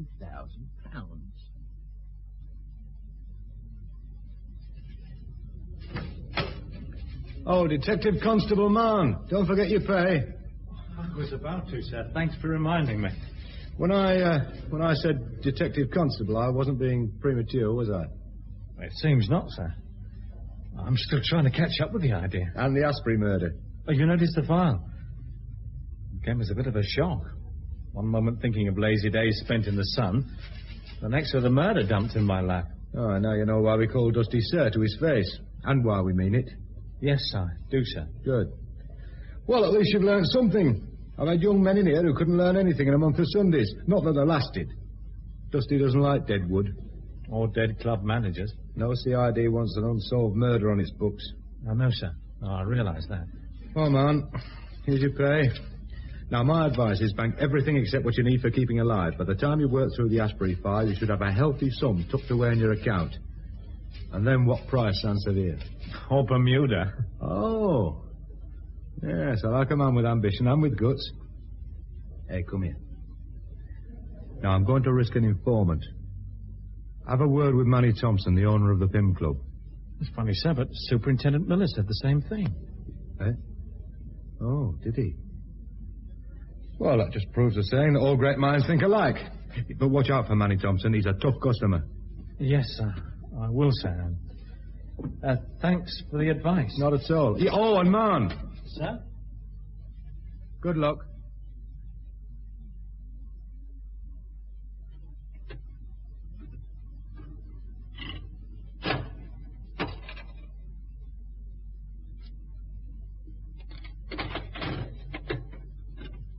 Mr. Thompson?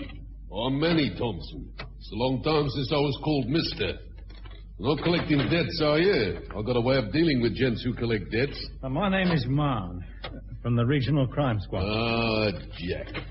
I should have known, but me nose isn't what it was. And he busted, see? 5 times in the ring. Yeah, maybe you remember. You used to wrestle? As the masked terror. Never unmasked. How's that for a record, eh? Pretty good. Pretty good. Listen, I tell you, there's never been a better man inside the ring. You see these arms? I could crush a gorilla, believe me. You want I should show you? No. Okay, no. then, listen, they're pretty good. I don't want a murder on me hands. You've got one. Well, Jack Asprey? Not me, copper, you got it. And you got 3 blocks of a blind alley with it, ain't you? Progress is slow. Yeah, you could say that again. 4 months now, where are you? I'll tell you where you are, Mr. Marn, and that is nowhere. You got as much chance of catching Jack's killer as I've got of winning this jackpot.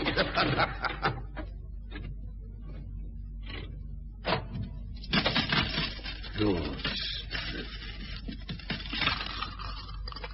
What were you saying about my chances? No matter which ways you look at it, the odds are against the player. All right, so you can laugh, but do I see a killer behind bars? You could help. I've helped already. You're not the first copper to sniff around this club, Mr. Marn. There was a whole squad that night, asking questions, taking fingerprints, photographs, upsetting the customers. Anyone particularly upset? I don't rat on me table players. Aren't they me living? What kind of living do you make, Manny? Use your eyes. You see a Rolls Royce outside the door. You see me using Chanel No. 5 as shaving lotion. You see me lighting me cigar with fibres. How much did you pay Jack Asprey to manage the Pim Club? 30 quid a week plus expenses. No more, no less. And believe me, around here that is generous in the extreme. And how come he'd saved £15,000? Why ask me? If I knew his system, wouldn't I be playing it myself? He gambled? Jack Asprey? No, he didn't gamble. When I mentioned his system, I meant about making money. Now, Mrs. Asprey, Jack's missus, might tell you. I can't. Oh, he found something, believe me, but not in this club. Well, take a look around. Think you can make 15,000 out of this place? Come up with yes and I'll make you an offer. Asprey had some angle, Manny. How about blackmail? In my club. This is a respectable house and I don't like your language. You said Asprey had a sister. Jack was a gent. A real gent. Natty dress hair, nice voice, good manners. He didn't touch dirt. Enemies? This club ain't no kindergarten. It is strictly not for children. Enemies? Sure, Jack had enemies. Don't we all? Or was he ever involved in trouble? I mean, say a fight. Well, do I employ a manager to involve himself in fights? I've got bouncers for the drunks and the poor losers. Why should my manager be involved? I ask you. He was never involved? Well, I wouldn't say never. Once, yes, he was involved. But it wasn't so much a fight as an argument. All right, so a customer let go a right hand and Jack got a punch on the nose for his trouble. But that was his fault. I told him, Jack, I said, you keep out of it. And I've got men to handle it. But yes, that once he was involved, Mr. Marn. Names, Manny. Now, that's funny. But I ain't got no memory for names. Faces, yeah, but not names. Not ever. Edmund Manuel Thompson, known as Manny, 2 convictions for inflicting grievous bodily harm, 3 months spent in Walton. You wouldn't stand a chance with the magistrates if I asked for the withdrawal of your license. And don't look at me like that. You can get a long sentence for an assault on a policeman. Now, come on, Manny. Now, why should we quarrel? Bleeding coppers. With a job to do. Now, I want those names. When there's trouble, where'd you look? You look in the ladies' powder room, Mr. Marn, in the ladies' powder room. A woman was involved? Yeah, and a more toffee-nosed piece you never did see. Called? Mrs. Livers. Well, that's how you spell it, but she said levers. I made it plain enough, believe me. The wife of the insurance broker, Henry Levers. Well, he lives out of Bredbury. He's the local JP. He could be the local archbishop for all I care. The chap she was with, and it wasn't her husband, Mr. Marn, took a swing at one of our regulars. There was a bit of bother. Table went over and 1 or 2 glasses were broken. Who was the regular? A photographer. I know he's a photographer because he used to stick his gear behind the bar. I don't know his name. Local? Could be. Should be easy enough to check. And you say Mrs. Levers caused the trouble? You married? Well, no. Well, what do you want? If you were, you'd know that women always cause the trouble.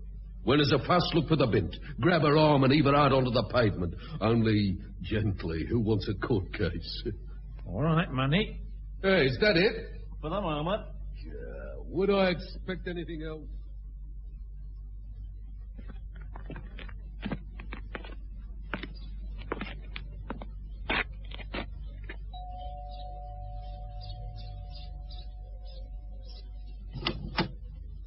Good afternoon. I don't deal with doorstep traders. Good afternoon. Just a moment. I'm not prepared to argue, young man. Mrs. Henry Levers? Well, that doesn't impress me either. We do have a telephone, and the directory is available to all and sundry. Now, will you go on your way unassisted, or have I to call the police? My name is Marn, Mrs. Levers. A detective constable with the Regional Crime Squad. Oh. You do have some form of identification? Yes, my warrant card. Here. I see. Well? Well, could we talk inside? Well, I'm rather busy. It is important. Is it? Oh, well, all right. If I can only give you a few minutes, I have an appointment. Well, that will be time enough, Mrs. Levers. Thank you. So what can I do for you, Constable Marn? You did say constable, didn't you? A detective constable. There's a difference? A slight, but a difference. I'd like you to answer one or two questions. Shouldn't I have my solicitor with me? Well, I'm sure you're capable of handling your own affairs, Mrs. Levers. Oh, are you? You should talk to my husband. Won't you sit down? Oh, thank you. A cigarette? No, I don't, thank you. No vices. I'll have to recommend you to my husband. You do know he's a JP? Oh, yes, I do indeed. Yes. Well, what did you want to ask me? Were you being blackmailed by Jack Asprey? Well, that's a bit direct. Well, if you say so. Were you being blackmailed? No. Are you sure? Well, blackmail isn't the kind of crime one can be unsure about, is it? No, it isn't, Mrs. Levers. So why ask such a damn fool question? Oh, look, I'm sorry I snapped at you, but it took me by surprise. Did you intend to? Blackmail is an unpleasant business, Mrs. Levers. I like to see it out in the open, then I can fight it. Well, I appreciate your concern. But why would you think that I might have been blackmailed by this, Asprey? Didn't you know him? Well, I knew of him. I'm investigating his murder. But that was... Well, it was months ago. I thought the case was closed. An unsolved murder is never closed to investigation, Mrs. Levers. I suppose not. But why come to me? Well, Asprey was the manager of the Pim Club. Would you frequent it? I wouldn't say frequent it. Attend it. On occasion. You gambled? In a small way. It seemed harmless enough. Mrs. Levers, I want to be frank with you. We do have a file on Jack Asprey, and we know that you paid regular sums of money into his account. To settle a gambling debt. And yet you say you gambled only in a small way. Well, the debt was accumulated over a period, and it was a cause of some embarrassment to me. I do have a certain social standing, you know what I mean? You didn't want to tell your husband? Oh, it might have been awkward for him. He being a JP? Yes. So you paid off the debt in installments? Yes. I resent having to tell you that I have no personal income of my own, but the fact remains that I have to rely on what my husband gives me. Like so many other housewives. It's an unenviable position. I had to put a certain sum aside each month to cover the debt. As you say, I paid by installments. Why should I allow you to pry into what I consider my private affairs? Mrs. Levers, I could caution you and take you down to headquarters, but I'd rather you told me the truth here in your own home. It would be easier for me and far less embarrassing to you. I'm telling you the truth. I resent you saying that I'm not. I believe Asprey was blackmailing you, that he had some evidence which he could use against you, and that he threatened to take that evidence to your husband. It isn't true. I've seen all the tricks a woman uses, and turning on the tears is just one of them.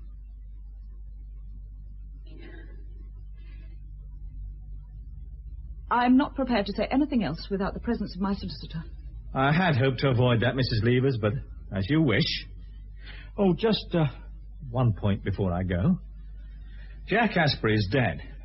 But if what he held against you, the evidence I talked about, if that fell into other hands, well, need I go on? What makes you think that if indeed I was being blackmailed, I didn't destroy the evidence after Asprey's death? I don't think you did, Mrs. Levers. What you think doesn't bother me particularly. No, I'm sure it doesn't. But if you are contacted again, well, please let me know. It is important. Your peace of mind is at stake, you know. I think that's my one. The murder of Jack Asprey is my worry. Well, I'll leave my telephone number, just in case. I'm sure it's in the book. You may get my chief, Charles Miller. He's not as easygoing as I am, Mrs. Levers. Not as easygoing at all. Well, John, do you think she's lying? She's afraid of her husband. It all seems natural enough. From what I've heard of Mr. Henry Levers, JP, he's not the nicest of men. Not nice at all. But then neither's blackmail or murder. I'm sure Mrs. Levers is hiding something. What's your next move? I'm interested in the photographer who was involved with Mrs. Levers and her escort. Compromising situations caught by the camera's eye, and a photographer with a dirt track for a mind. Yeah, something like that. This compromising situation, could it have been rigged? Well, I suppose so, yes. In the Pim Club? Well, it seems a logical place. Well, all my inquiries bring me back to it. Mrs. Levers frequented the place, Manny Thompson owns it, and Jack Asprey was a club manager. And the photographer was a regular? Yeah. But you don't know the name of the photographer? No, sir. I tell you what, you have a word with Ron Kay, do you know him? Well, I know of him. Yeah, he's a crime reporter, one of the best in the business. And he's a good friend of the crime squad. Because it pays him to be, you understand. On mutual confidences. Information on a 50-50 basis. Information? A story. Something to keep his wolf of an editor satisfied. You'll find Ron Kay in Yates's main wine lodge, usually. Well, he isn't a lunchtime drinker, but he shows his face in case somebody has something for him. Well, thanks, sir. And, John, after you've seen Ron Kay, why not go and talk to the wife of the murdered man, Mrs. Asprey? Any particular line? Manny Thompson suggested it to you, didn't he? Mrs. Asprey is selling her husband's car. The advertisement was in last night's paper. Have a look at the vehicle. You never know. There might be a lead somewhere. Well, thanks again, sir. Don't thank me, John. We chiefs do have our uses.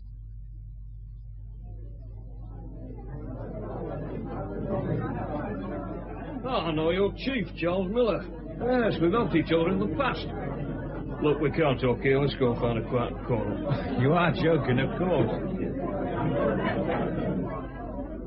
Here we are. Free table. And if you've never believed in miracles, now's the time to change your mind. I believe finding you at all in this crowd was miracle enough. Aye. Look at them. The great British press. The upholders of prestige, defenders of the faith, watchdogs of the nation. All boozing hard enough to qualify for coronaries and wondering frantically just who's going to provide their next paragraph. Yeah, it's a depressing business, John Mann. Well, you look well enough on it. Born and bred to it, that's why. Printer's ink instead of blood in my veins. What about you? Are you going to survive? Well, I'm going to try. Well said. I'm sure you are. I know about the stabbing. Part of my job. And the escape car running over your ankle. About the three who attacked you. Did the police ever make an arrest? Oh, yes, they did indeed. Ah. They're awaiting trial. One of them might prove useful to you. When he comes out of prison, that is. Learn to cultivate him. Do what you can for his family when he's inside. Well, it's like tending a plant. With the right sort of care, it should flower. I don't like informers. They're as essential to your profession as they are to mine, John Marr. Don't knock the informer. Yeah, as long as you don't consider me in that category. Oh, dear me. Hurt your feelings, did I? Well, what are we to call it, then? An exchange of information? On a 50-50 basis? Ah, Charles Miller has had a word, I see. All right. But at the moment, it's going to be a bit one way, isn't it? I might have something for you. You have nothing for me, right? As you say, at the moment. Yes. Well, why not? What do you want to know? Well, it's about a photographer. He used to frequent the Pim Club. Photographer? Yeah. Probably Philip Fetters. Mind you, he hasn't been seen for a while. You might have trouble in finding him. Fetters? Well, thanks. And Miller said you'd help. On that 50-50 basis we talked about. Of course. I've a feeling about you, John Mann. I think you're going to crack the Asprey case. Thanks. And when you do, I want the full story. I've already thought of a title. Lonely Beat. How'd you like it? It's a bit melodramatic, isn't it? Ah, the readers will love it. And rightly. But a word of warning about your chief, Charles Miller. He's clever and cunning, and he can be ruthless. Doesn't he need to be? Yes. But like all good generals, he'd sacrifice men to gain an objective. You mean he might sacrifice me? Yes. so be very, very careful. I've an interest in suffering humanity, and I don't want to lose the source of good stories. You've really got me worried. Jack Asprey had a finger in many pies, but one of the juiciest was one-armed bandits. They're big business, John Marn, and coupled with gambling clubs make a mighty big magnet to attract what you might call undesirable aliens to this part of the world. Oh, you mean gangsters? I do. That is melodramatic. No. Stateside gangs are interested in our homegrown clubs. They contact a local man over here, give him sweet talk and a big budget, and turn him loose as a scout. Yeah, but scouts are mobile. I mean, Asprey was rooted in the Pym Club. Now, I'm not saying Asprey was the scout. I don't think he was. But I do believe he was contacted by this travelling man, rep, call him what you will, and that he agreed to cooperate. Well, could have been nasty for him if he'd refused. A petrol bomb through a club window does an awful lot of damage. Oh, come on, Mr. Kerr. I mean, you can't really expect me to believe any of this. I can, and I do. And you'd best believe it, too.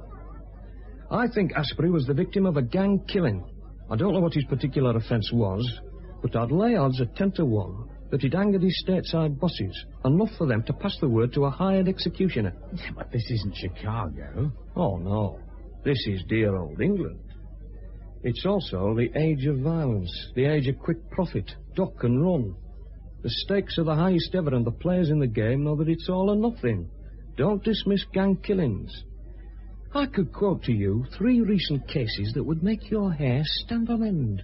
And where would this photographer, Philip Fetters, fit into the scheme? Could be the agent, the travelling man.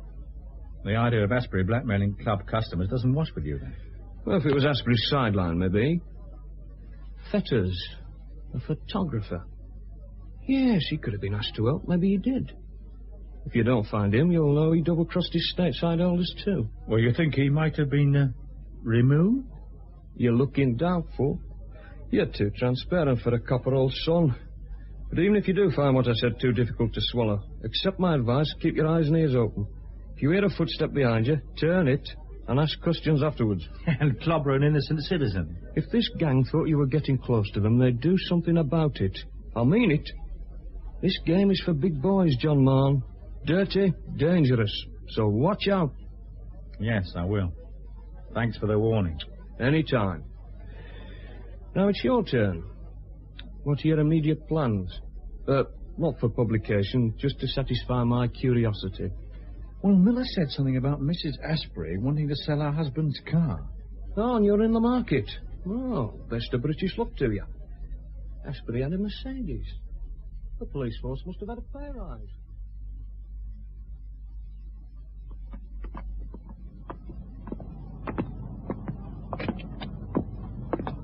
This is the garage, Mr. Ma.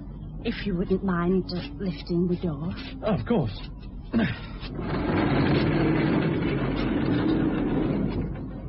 I'm afraid the car's stood since Jack's death. I don't drive, you see.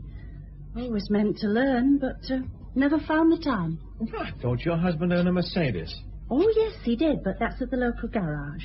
Very proud of it was Jack. He liked to keep it in good order. Now, this one was a standby. Well, the second car. Jack liked the idea of a second car. Sort of prestige, if you know what I mean. The Aspreys are a 2-car family. He was that sort of man. Do you mind if I look inside? Take your time. I hope you like it. Oh, I'll be glad to have it off my hands. And it seems such a waste it's standing here when a family could benefit from its use.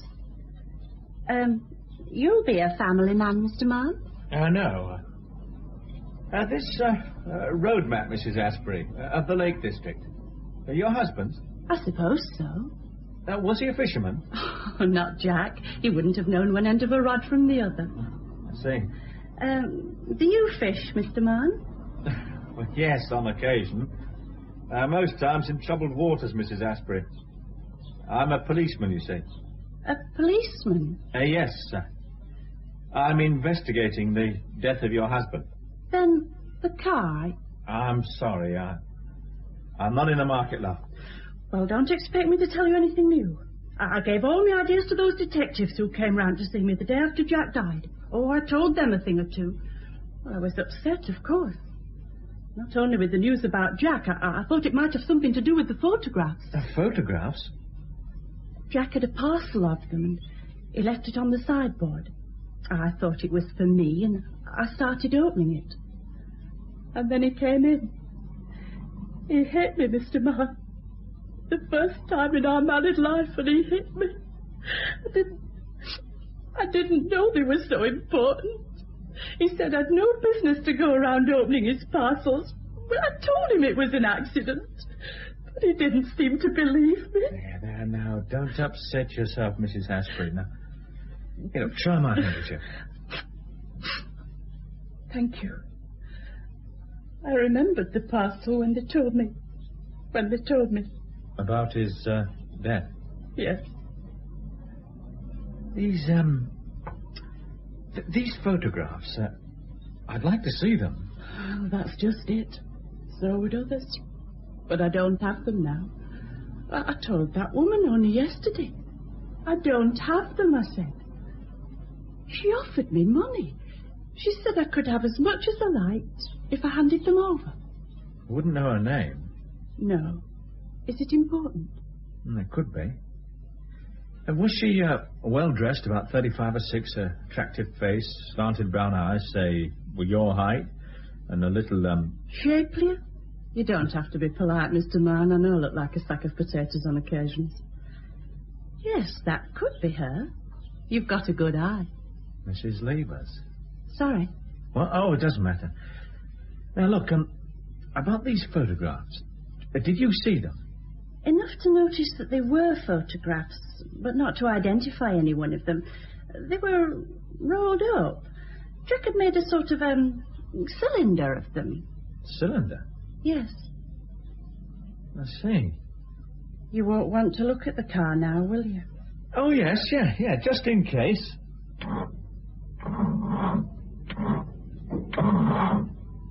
Oh, flat battery. Oh, is that bad? Oh, nothing a charge couldn't cure. Hey, look, hang on. I'll back up my own car. I have some long leads I can run from my battery to the starter on yours.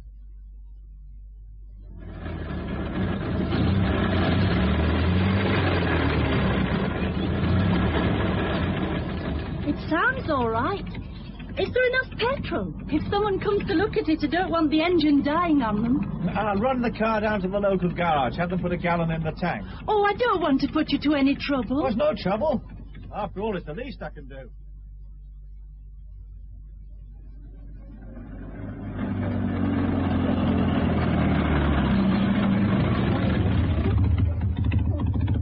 Yes, sir. What can I do you for? 1 gallon of 3-star, please. 1 gallon? I'm doing someone a favour. Not me, sir. Not with only 1 gallon. Still better than nothing. Yeah, Jack Asprey's old heap, isn't it?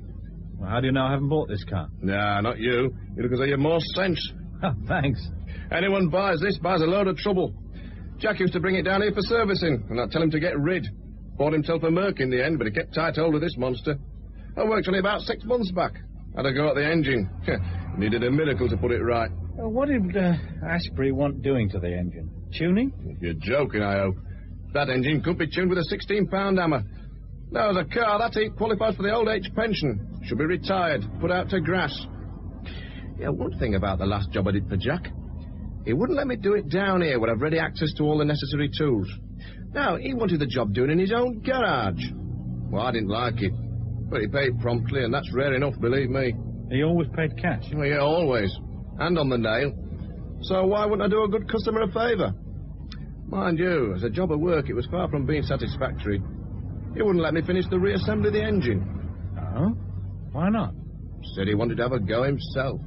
But it was all left thumbs. As a mechanic, he'd have made a good painter. But he passed over a quid or two. I wished him luck and upped it.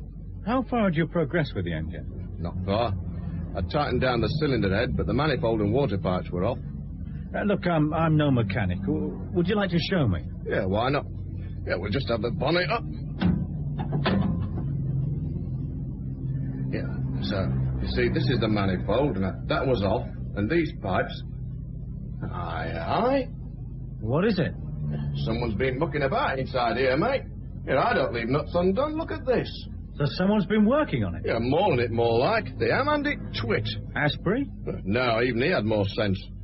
Look, could you swear to it that this cylinder head had been removed after you'd worked on it? Yeah, of course I could. Yeah, but why should I? I'm a policeman. I'm from the Regional Crime Squad. I'm investigating the murder of Jack Asprey. Now, the removal of this cylinder head could have some bearing on the case. Could it? Well, if you say so. A copper, eh? You're a crafty one. That's what they all say. Yeah, I bet. Yeah, I like Jack Asprey. I really did.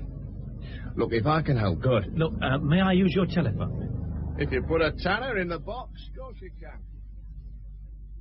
Your blackmail theory looks more credible by the minute, John. Forensics stripped the car. Here's the report. They say that a container of some sort had been inserted into one of the cylinders of the engine. That container could have held photographs. Or anything else. Oh, we'll stick with the photographs idea. Mrs. Asprey did mention them after all, and you say Mrs. Levers chased after them. Yeah, after I put the idea in her mind. Well, you had to do something. At least you've made progress. Anything else of interest in the car, sir? Fishing rods in the boot. Was Asprey a fisherman? Well, his wife says not. But there was a road map of the Lake District. Yes, there was. He might have used the fishing tackle as cover. Well, cover for what, sir? Well, that's for you to find out. You were intending a recuperative holiday, weren't you? Recuperative holiday? That's as good as excuse as any. Take a long, hard look at this map. Now, what do you see? Well, it's the road map taken from Asprey's car. Or one like it. The same map. Go over it, tell me about it. This is a lake of some sort. Dubthwaite Tarn. Someone's ringed it in pencil. They have indeed. It held something of interest? You're going to find that out, John. I hope. Well, when do I start? No time like the present, I'd say. Well, fresh air should do me some good anyway. Yes, put the bloom back in your cheeks. Winter in the Lake District can be very invigorating. But for goodness sake, don't catch pneumonia. Oh, and, one other thing, John.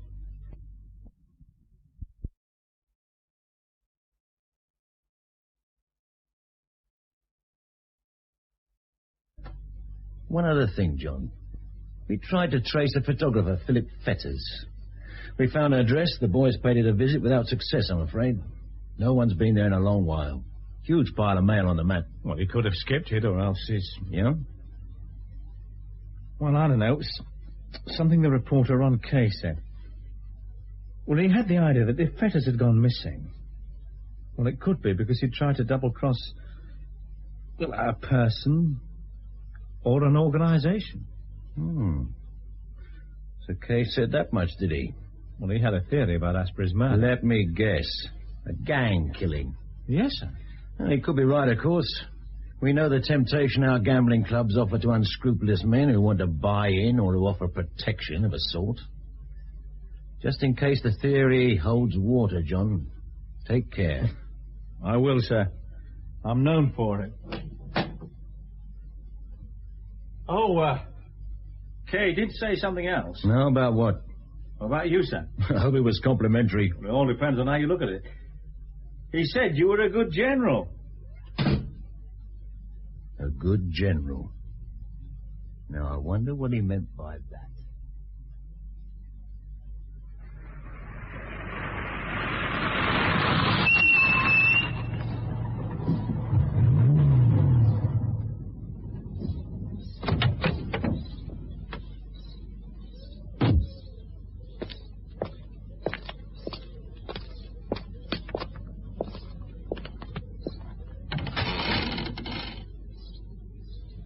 Hello? Anyone at home? Hello? Here is sorry to keep you waiting, but there was an exciting bit on the telly. Nothing like a bit of blood and thunder on a cold night like this. Now, what you having? Yes, thanks, sir. I'll have a pint of mild. Pint of mild, right. Will you have one? Keep me company. Oh, thank you, sir. I could drop a mild myself. Does the old stomach good. Light milk is my mild, even though it does sound like boasting. Which it is. There we are, sir. 1 and 10 to you, and 11 pence for my half. That's 2 and 9, please. Or was there anything else? No, not at the moment, thanks. Thank you. Well, you're good health, sir. Cheers.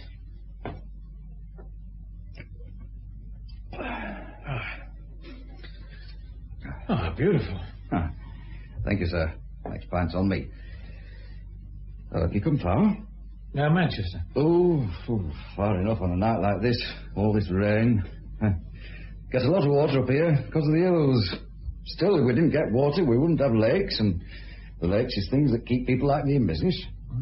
Quiet at this time of the year. It is that. But I don't mind. Nor does the wife. Gives us time to gather our strength for the new season. We need the rest, you know. Mind you, I like to see the odd customer such as yourself. And somebody new to talk to, a new face. Have you got a good memory for faces? Well, good enough, I'd say. Why do you ask? Well, look, I'd like you to have a look at this photograph. Tell me if you've seen the face before. Oh. Here, this one. Just a minute, I'll get my glasses.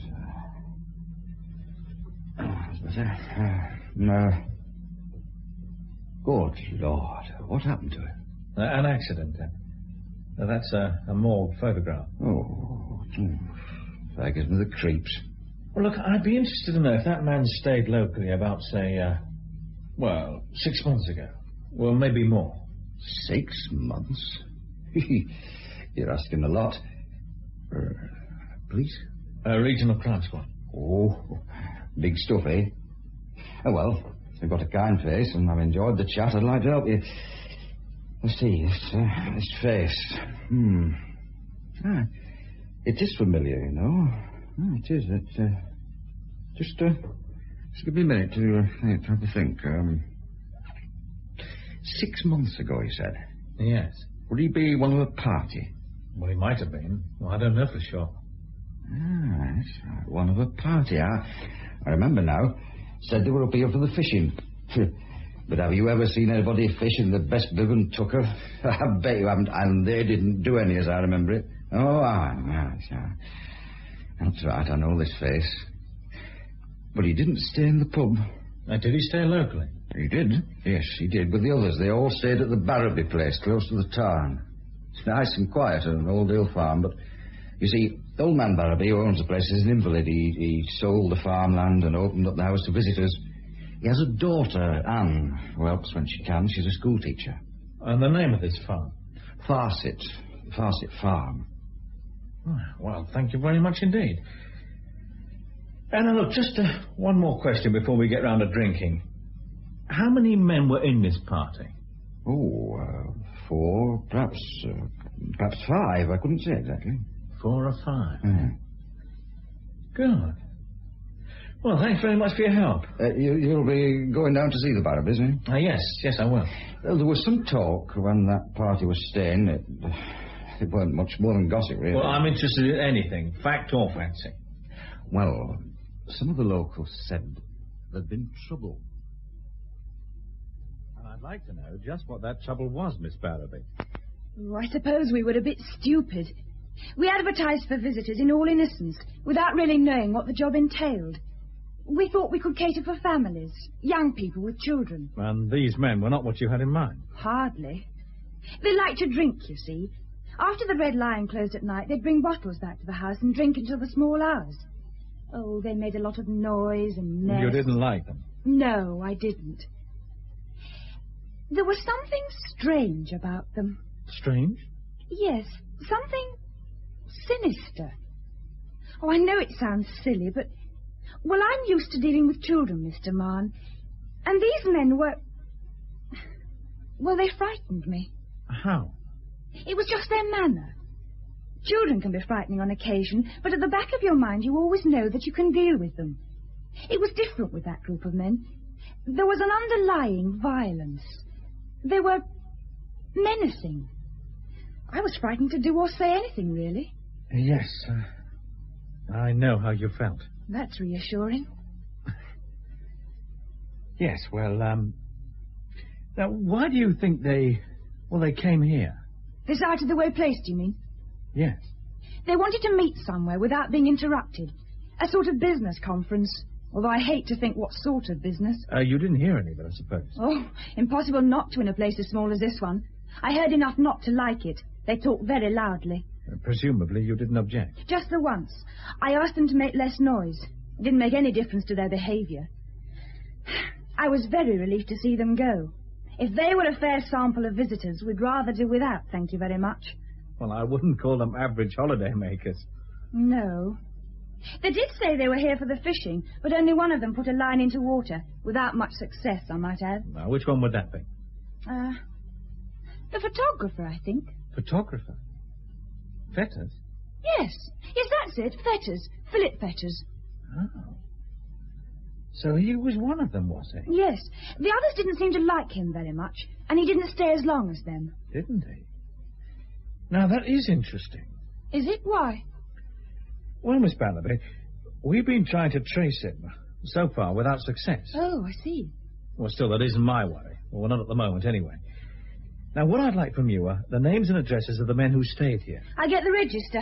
I have to keep some record for tax people. Here it is. Now,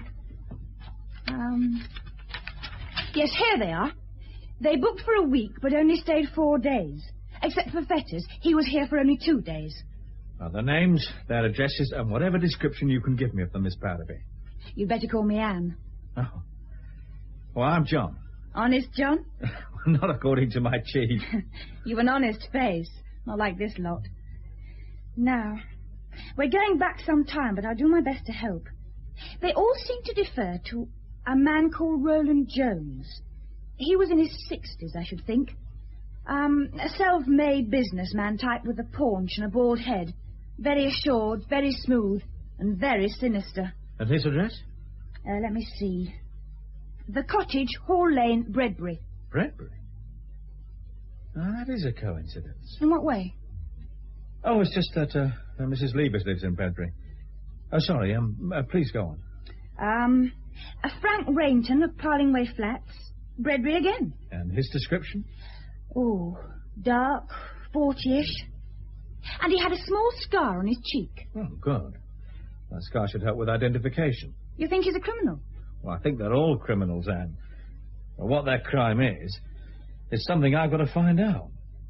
Now, look, you've mentioned 3 of the men, including Fetters. Now, who was the 4th? Oh, this one's easy, because he was an American. Robert Ilham. Oh, late 30s and putting on weight. The kind of weight Americans do seem to put on, you know. Yes, I do. Now, did he give any address? Not really, no. He said he stayed in a London hotel. Well, with all this information, we should be able to accomplish something. Up to now, we haven't known who they were. And now they're people. And people can be dealt with. Oh, I'm not too sure I like the tough police aura you're putting out. Are you clairvoyant, too? Too? Well, as well as being the most attractive girl I've seen in years. Oh. Robert Arlington, alias Frederick Hanson, alias Henry Law, alias Robert Elam. You think of a name and the FBI will hang it on to this character, John. Very efficient bunch they are, too. Went so far as to produce a photograph. Here, take a look at it. Yeah, he could pass as good-looking. Could he? I think you need an eyesight test. Anything on the others? Nothing of any importance. But after we've visited a couple of addresses, we might have something. We? The danger of my job is that of any other desk driver. I intend to avoid it. Oh, by going into the field? I don't know about the field. I'm heading for Bredbury. Parlingway Flats? You've got it. Frank Rainton. Coming?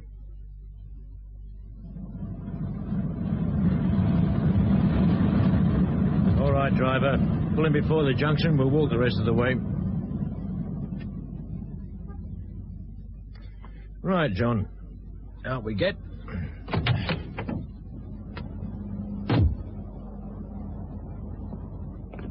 The thing in our favour is the element of surprise. I'm looking forward to seeing Rainton's face when we burst through the door. Burst through, sir? No, knock twice and ask for Lulu. Shoulder to the door and straight in. Your shoulder, of course, it being younger than mine. And if he so much as raises a finger, hit him, and hit him hard. Without so much as a caution? One of the 4 men staying at Farset Farm killed Jack Asprey. And maybe Fetters the photographer. I'm having Duthwaite Tarn dragged, by the way. Fetters leaving after only 2 days strikes me as peculiar. Yeah, but why should Fetters be murdered, sir? Something to do with this blackmail business. I can't see a big mob using blackmail in a small way. It would have to be enormous to justify the risks involved. No. I've got an idea that blackmail was Asprey's sideline, and that Fetters helped with it. The big boys wouldn't like that. And once they found out, they decided to do something about it. They removed Asprey and Fetters. As a theory, it's as good as any. Parlingway Flats.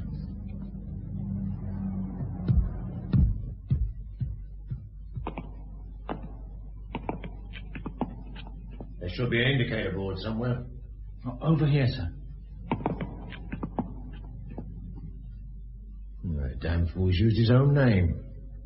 F. Rainton, flat 9, ground floor. All right, John. Let's go and get him. Flat 9. Now then, John. In the manner of all the best scrum forwards, head down, shoulders to the door, and into that room as hard as you can go. I'll be right behind you. In the manner of all the best chief superintendents, sir. You haven't earned sergeant stripes yet, and remarks like that ensure you never will. I'll never forget your kindness, sir. Right. Here goes.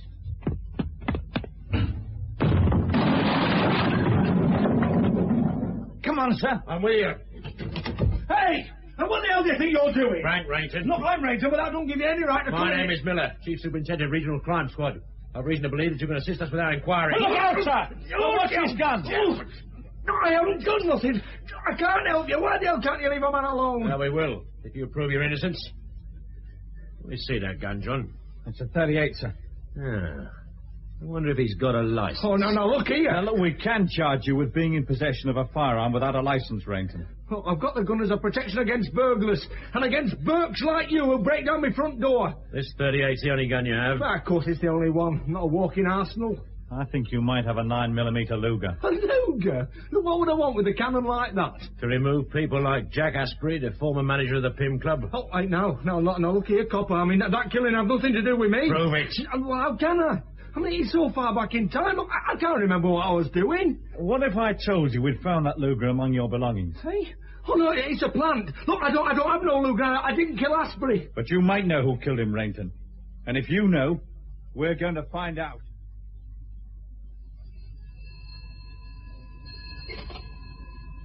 Regional Crime Squad, Chief Inspector Pryor speaking. Oh, yes. Good evening, Mrs. Levers. No, he isn't, I'm afraid. Not at the moment. Is there anything I can do? Just John Marn. I see. Yes, well, he is on the premises, and I'll let him know as soon as possible. Yes. Yes, I'll tell him. Yes, indeed. Right. Yes, goodbye. Has Marn finished with Rainton? Yeah, no, not yet, sir. He's a good lad, Bert. He's smart. I thought I'd let him have a go at that villain in there. Might teach him one or two tricks, wouldn't you say? Well, I think he's learned one or two already, sir. Just I had Mrs. Levers on the telephone. No? She asked for our John Marn. Wouldn't tell me a thing. Just John Marn, she said. Just him. He's a popular lad. People stick knives into him, run over his ankles with large saloon cars, try to shoot him with 38 revolvers, and want to cop to him, as Frank Rainton's doing right now, we hope. I wish I had half Marn's personality. Might get the respect I deserve. What category does Mrs. Levers come into? Dealing death or bearing soul? I told you, sir, she wouldn't say a dicky bird to me. Did she sound upset? Well, it's hard to tell. She could have been, but, well, not enough to talk to the first policeman she can contact. Only our John Marn? Only to him, sir. She was very emphatic about it. The copper everyone's emphatic about. Am I supposed to understand that, sir? Well, it's just our chief showing signs of jealousy, John. Mrs. Levers telephoned asking for you. She was emphatic in asking for you. Oh, was she? Anything in particular? There's two ways of finding out. Telephone or visit. But for God's sake, John, remember she's the wife of a local JP. I don't want a jealous husband hanging around outside my office. Oh, there's nothing like that between Mrs. Levers and me, sir. Yeah, John, your chief was pulling your leg. Oh, is he? Of course I am. Now, do you mind telling me what Rainton coughed in my office? Here, you haven't left him alone in there, have you? Oh, no, sir, no. One of the uniform branches with him. Oh, thank goodness for that. I had a terrifying picture of what a man like Rainton could do to my files. Well, he hasn't said much, sir, except denying that he murdered Jack Asprey. Well, we'd expect him to say that, wouldn't we? Well, I believe him. Oh, do you? Why? In the first place, well, he isn't the type to commit murder. Not even in anger? Well, no, sir, he hasn't got the guts, if that's what it takes to be a killer. And? Well, he has an alibi. Now he tells us. Well, he has, sir, and it holds water. I've checked. Well, what do you think of that, Bert? I'd say we were up some kind of pole. And 10 to 1 is greased. Not quite, sir. Why not? Well, I did manage to persuade him to cop Robert Ilham's address. Ah, now that's definitely something along the right lines. The Home Office will be pleased. They want our American friend deported. Oh, I've been on to the Metropolitan Police, sir. They're arranging everything. Nice work, John. Don't you think so, Bert? Oh, yes, sir, all this emphasis. He has a very definite personality. Do we give our new detective a bit of news? Well, I'd make him guess at it, sir, just as a check on his ability. Right. John, the Lakeland police dragged Duthwaite Tarn. They came across some obstruction they couldn't move, so they put a frogman into the water. You tell me what he found. The photographer, Philip Fetters. You'd make a golfer, all in one. Fetters indeed, or what was left of him. Identified by a signet ring and confirmed by an impression taken of his teeth. He'd been shot. With a 9mm Luger? Yes. And we assume it's the same gun used on Asprey. Impossible to determine the exact time of death, but I'd lay better than evens it was shortly after he stormed away from Farset Farm. After the argument with Jones? Yeah. Well, I'm having a watch kept on Mr. Roland Jones. Nothing much we can do about him at the moment, but sometime soon I want you to call on him. To put in the frighteners? The frighteners? We've nothing on him, have we? So what we want to do is to start him running. And then trip him up. You ever seen what happens to a running man when he's tripped up, John? Oh, yes, sir. He falls flat on his face. Exactly. Now you better get off and see Mrs. Leavers. She might have something for you. Oh, right. Yes, sir. And, John, make sure that what she's got is police business. Oh, yes, sir, I will. As ever.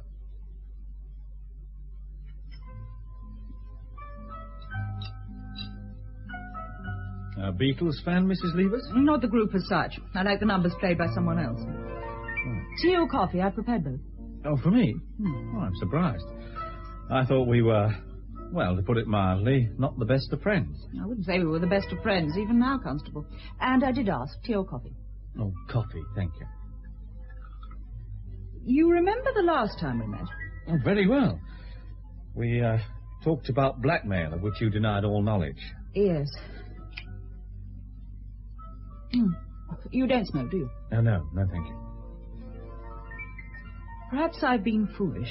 A lot of people are, Mrs. Leavers. Well, that doesn't make it any easier for me to admit it. Well, a few things in this world are easy. Oh, I've forgotten your interest in suffering humanity. Just lately developed, I assure you. Tell me about it sometime. Well, I'd be much more interested in what you have to tell me, Mrs. Leavers. I said I'd been foolish, which I have. You were being blackmailed? Yes. By Asprey? Yes. I would like you to understand, Constable Marne, that in spite of appearances to the contrary, I am, and always have been, faithful to my husband. I don't doubt it. Some might. Yes. I didn't tell my husband about my visits to the Pym Club. He has a certain position in local society which he needs to maintain. Unfortunately, because of the foolishness, which I admit, I jeopardized that position. By gambling? Gambling. And a minor indiscretion. Care to tell me about it? As this appears to be a confession, I suppose I'd better. I did not go to the Pym Club unescorted. I see. Do you? It isn't easy for a woman like me, Constable Marne, with a husband seldom here in the house. And when he is, always being tied up with business. And on those occasions when we did go out together, we always had to maintain appearances. Oh, I hate that word. The name of your escort? Do you need to know it? Well, it isn't important. There was nothing between us. What was the minor indiscretion? I allowed my escort to buy me dinner on one occasion. In the Pym Club? Yes, the club. But my escort had been drinking, and we made a clumsy, fumbling attempt to kiss me. Ah, and someone just happened to appear with a camera. No, that's just it. To all intents and purposes, we were alone. Except for the waiter, of course, and he'd gone to fetch more drinks. But a photograph had been taken. Asprey showed it to me. With a demand? Yes. I was to pay a certain sum into Asprey's account, and the photographs, including the negative, would be handed to me. And you believed it? Well, had I any option? Well, I have to say yes, so you did have an option. Well, it's never an easy decision to make, but A visit to the police could have squashed the blackmail attempt before it ever got a chance of getting off the ground. Well, we do try to be discreet, Mrs. Leavers. I mean, we make a distinction between a human failing and a criminal offence. But my husband would have been involved. Well, I don't see how you can avoid him being involved now, Mrs. Leavers. No. I'm sorry. It's better to tell him straight out. I mean, explosions die down, you know. They don't go on forever. They seem to. Now, this blackmail attempt. When Asprey died, I thought then that all I had to do was to find the photographs and the negative and destroy them. So you visited Mrs. Asprey? Well, you know about that. I did visit Mrs. Asprey, but someone had beaten me to it. And whoever that someone is has contacted you? Yesterday. By telephone. A demand? Direct and to the point. A certain sum of money. How much? £1,000. Oh, they seem to be very expensive photographs. Oh, please. Well, how did you reply to the demand? I said I'd think it over. And then you tried to contact me? Yes. Did you recognize the blackmailer's voice? No, it was rough, uneducated. Not at all like Asprey's? Well, Asprey had a certain suavity. Might have been assumed, but he did it well and he never seemed forced. This other voice was, as I've said, rough, uneducated. Well, do you think it could have been someone familiar to you? Disguising his voice? It's a possibility. Although at the moment I'd say no. I see. I contacted you in the hope that you might offer me some advice. Well, I'll offer it, Mrs. Leavers, but will you take it? I might. Well, when you told whoever it was on the telephone that you'd think over this business about the £1,000, what did he say? Tomorrow or else. Just that. Tomorrow or else. Ooh, I can hear that voice now. It was... Ooh. And did this voice suggest a meeting place? Yes, the Gunman's Arms. Oh, I know it. On the Cheshire border. Yes. It's a local for the county set. Of which you are one. Oh, am I? Well, I'd say so, Mrs. Leavers. Then I must accept it, mustn't I? Well, as you must accept meeting this blackmail. No! Yes. But don't worry. Now, I have an idea in mind.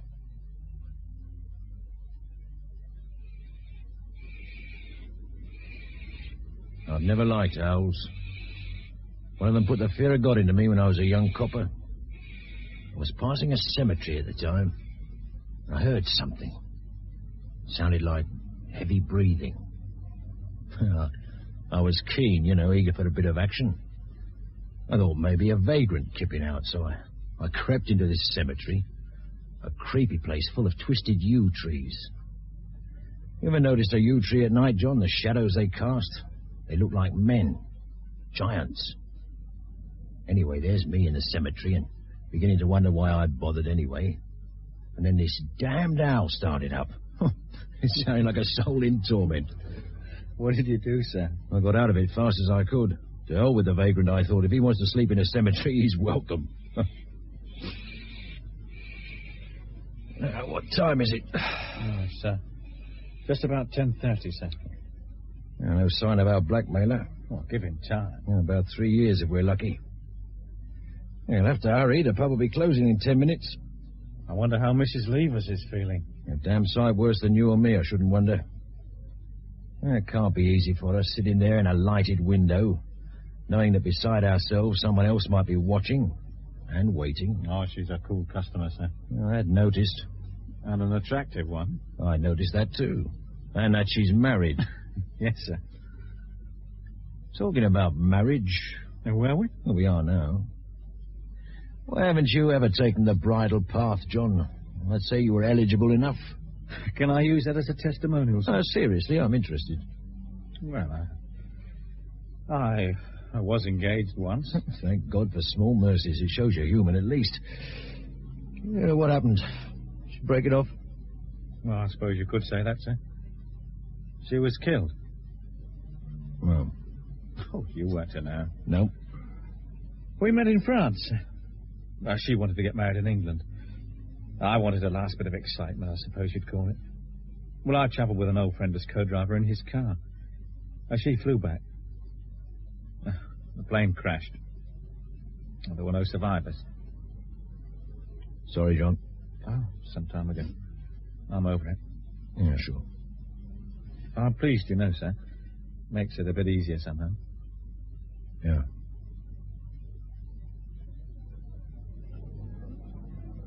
Yeah, they're turning out of the gunmen's.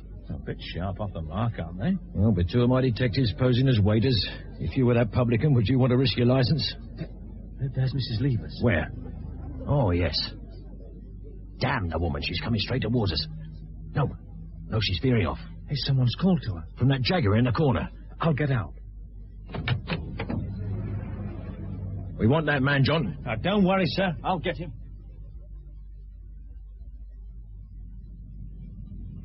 How do I know you have the photographs? How do I know you got the money? It's all in this parcel, £1,000 in single notes, as you asked. A fair swap. Your lot's in here. Now approach nice and slow, Mrs. Levers, and remember, I scare easy. There isn't much light. I can't see. Well, we don't want you setting your pretty peepers on me face now, do we? Well, I wouldn't tell the police. Not as of now, you wouldn't. Later on, it might be different. I promise. Promises don't hold much water in this game, lovey. Come on now, hand over the money. If you hand over the photographs... All's fair in love and what... Good evening, Manny. Hey! What goes Now, on? please be careful, Mr. Now, Marr. let's have a talk, Manny, shall we? Mr. Marr.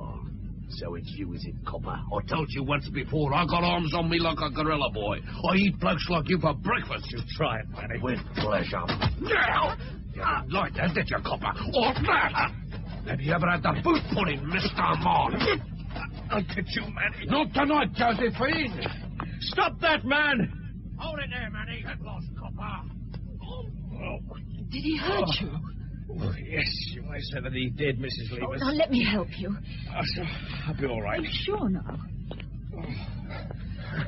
Sorry, John. Couldn't get here fast enough. You're badly hurt. Nothing a 3-month leave couldn't cure, sir. Hey, you must be all right. He's a tough customer. Nearly had me down. Not quite. I saw that punch. It was neat. Well, I've dealt with a few like you in my time, John. As you will. You may take a few bruises on the way, but you'll learn. Did you get the parcel? Yeah. Let's have some light. There's more wrapping on it than you get at Christmas. Yeah. There's nothing inside. Yeah, nothing of any value. Old newspapers and a bit of string. Oh, does that mean that it can begin all over again, that the photographs are still in existence? No, I wouldn't think so. My guess is they've been destroyed. But there's one merchant who might be able to tell us a bit more about it. Manny Thompson. Manny Thompson. Let's have him down the station, John. We'll see just how tough he really is. You've had me here for an hour and nothing's happened. How much longer do I have to wait? Until Mr. Miller has time to deal with you, Manny. I need me beauty sleep. You'll get it. In time. Well, it's all very well you talking. Your chief assaulted me. I could have him for that. You've a nerve. What you did to me out in that car. Well, I didn't know who you were, did I? You came creeping up like the cat that crept into the crypt. You could have been a villain. I only protected myself. You called me by my name. Never. I seem to be possessed of a better memory than you are, mate. Like an elephant. What was that? Look, I could have your chief, you know. Oh, yeah, I know me rights. He assaulted me. I could have him for that. If I was a vindictive man, which I am not. Well, he is. Hey? He doesn't like villains who assault policemen. And he doesn't like blackmailers. No, he doesn't like them at all. Well, Edmund Manuel Thompson. A nastier piece of work I've yet to meet. Yeah, that's flaming slander, that is. I've got witnesses. Your constable, Marn, over there, writing it all down. He hasn't written a word, have you, John? Oh, no, sir. It's a conspiracy. It's a frame you're applying pressure. Pressure? Oh, no, Manny, not yet. We haven't even started. You got it in for me. Yeah, you might say that. I do say it, because I had to go up Marn. You want me down here to put a boot in? They're your tactics, Manny, not ours. We apply pressures of a different sort. Yeah, that's a threat. I don't like threats. I don't like blackmailers. Well, a man's got to live. Not by your methods. I want a solicitor. Yes, in good time. One or two questions I want you to answer. Stick 'em.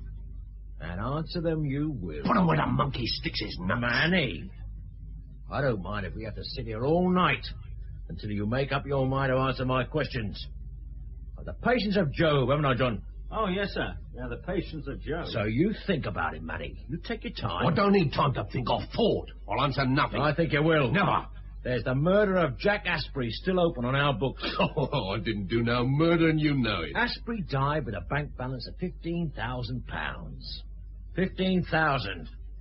You knew about that money. I'll bet you didn't like it. A club manager with more loot stashed away than a club owner. I'd say you were jealous of Jack Asprey, wouldn't you, John? Jealous enough to kill, I'd say, sir. No. We say yes. No, it was not that. Then you tell us how it was, Manny. No. Yes. We know you for a violent man. If you had a problem, you'd seek a violent solution. Like murder. I can't tell you, I didn't do no murder. Prove it. Why, so far back, I can't remember. Ah, try. Manny, now look, you listen to me. We've had the Pym Club searched by experts. They found the two-way mirror, the one used to obtain the photographs of Mrs. Levers. And we know you made an attempt at blackmail. We can prove it. You assaulted 2 policemen in your attempt to escape. We can have you put away for a long, long time. But the possibility exists. There's just a possibility, mind. If you help us with our inquiries into the Asprey killing, well, we might go easy with the blackmail and assault charges. We might. Yeah, likely, isn't it? Sir? As Marn said, we might, or we might not. Blackmail and assault, 6 years, sir? Oh, at the very least, I think. 6 years? 6 years, possibly more. You can't have me sent away for 6 years. Can't we? Well, you'd help? We might, depending on what you give us.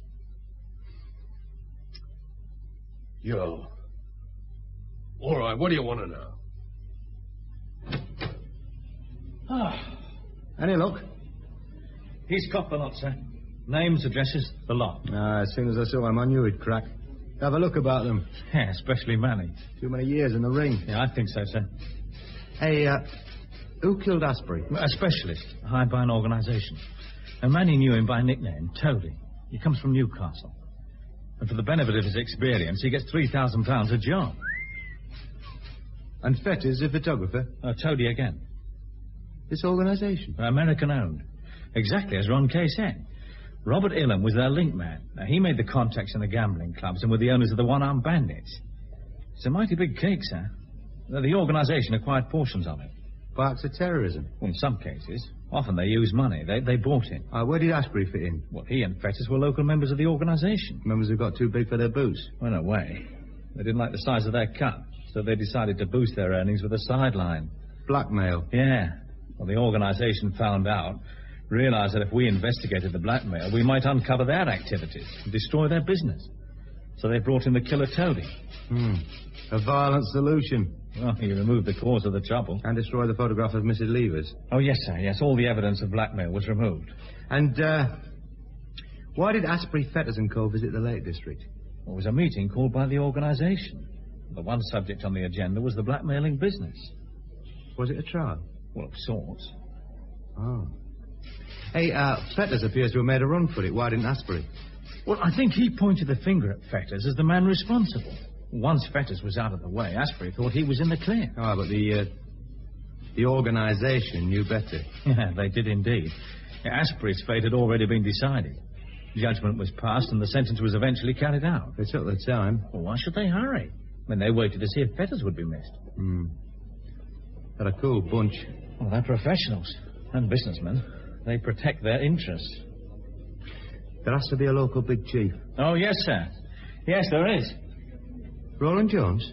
Yes, Mr. Roland Jones. I'm going to get him now, sir.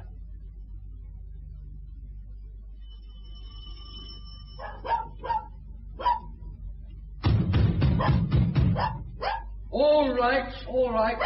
No need to knock the door down.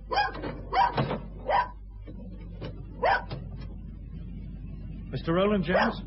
Just who the hell do you think you are, waking up the whole house? It's 1 o'clock in the morning. Are you mad? Mr. Jones? Yes, I'm Jones. Oh, for God's sake, shut up, you bloody fool! Oh, I said I'm Jones. Who are you? A Detective Constable Mann from the Regional Crime Squad. Does that give you an automatic right to come knocking on my door in the middle of the night? Well... We have reason to believe you can help with our inquiries, sir. We have reason? What do you mean by we? There's only you, isn't there? I'd like you to accompany me to the station. Ring me in the morning and arrange an appointment. I'll fit you in when I can. I'm a busy man. Look, do you mind taking your foot out of my door? I'll wait while you dress. Now, you listen to I me. think you'd better do the listening, Mr. Jones. I could arrest you. Try it. For the obstruction of a police officer in the execution of his duty. We don't want that kind of fuss now, do we? Oh, you Will you cheeky... come quietly? I'll fix you, son. One of these days I'll fix you. I'm sure you'll try, sir. Now, are you going to dress? Or do I take you down to the station in your pyjamas?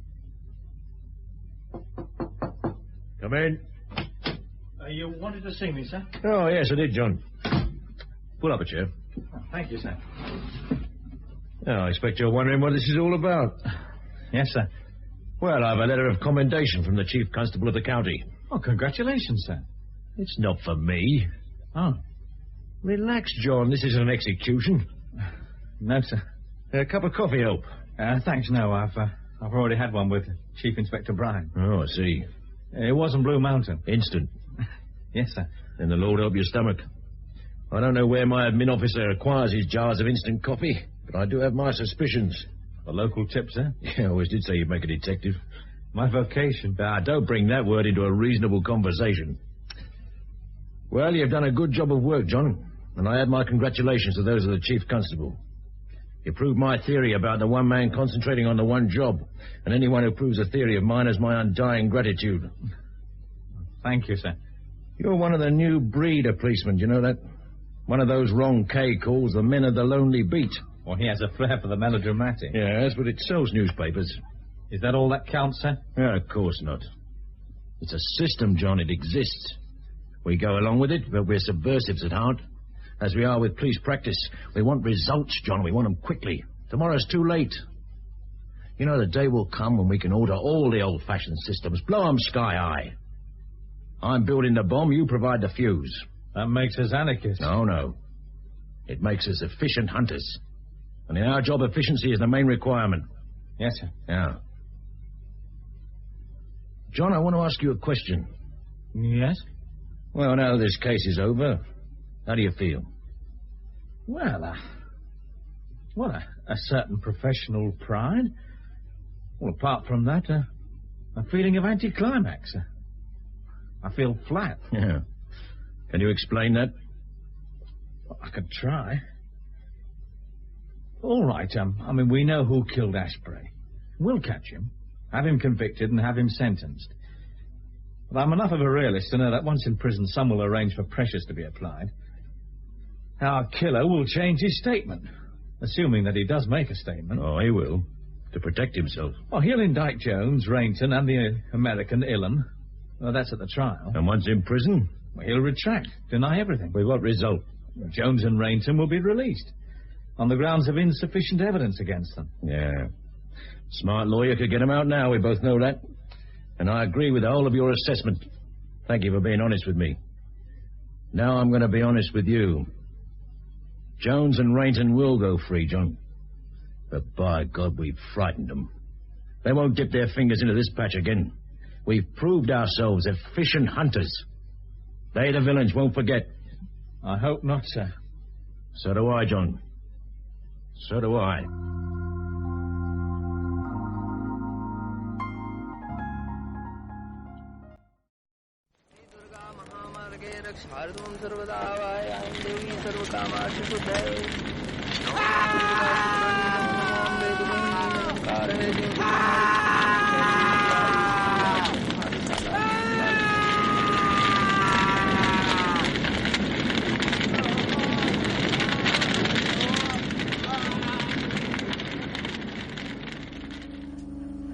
Will she talk to me? She?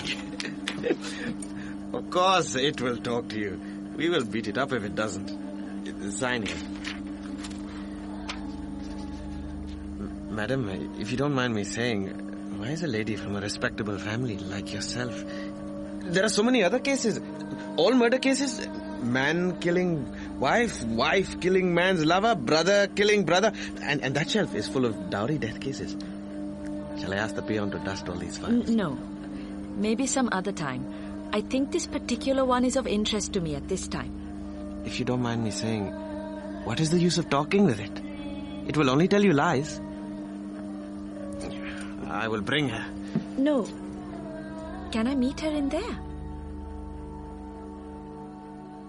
7 Circles Around the Fire by Mahesh Dattani, with Priyanka Elan as Uma Rao 7 circles around the fire.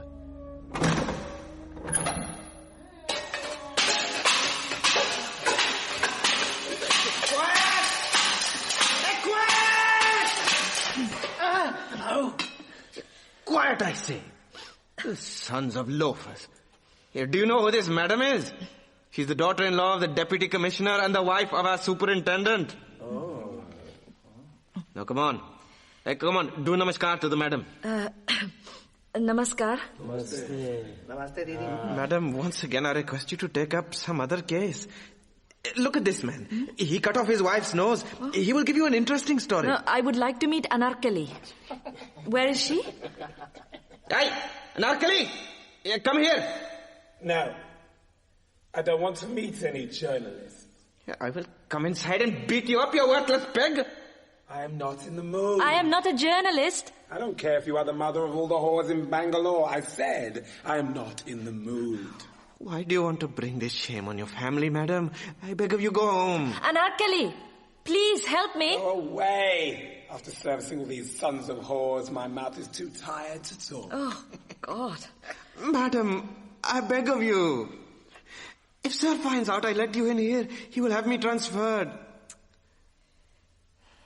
All right. Perhaps I better look at some other case. Yes. Come, madam. You can sit comfortably in the office. Will you like some tea or Pepsi? Wait. Are you really the wife of the big police officer, or is this man lying so that I will talk to you? Go away. Madam is no longer interested in your filthy life. Oh, I didn't kill her. She was my sister. Go back! Back! Would you kill your sister? Back! No, don't touch me! Don't touch me!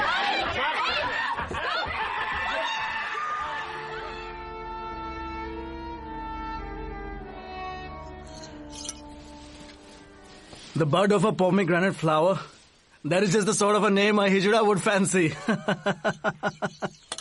Anarkali. Why did they put her in a male prison? They are as strong as horses. Wear the purple one. I wore that last night. Again? Good. She's being beaten up by all the male prisoners. How do you know? She told me. Munaswamy brought her into your office just as you instructed. Good. Don't believe a word of anything it says. They are all liars. Yes. Why did you arrest her? Didn't you go through the file?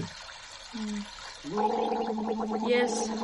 I know she is arrested for the murder of her sister, but... What's that you said? Sister? There is no such thing for them. More lies.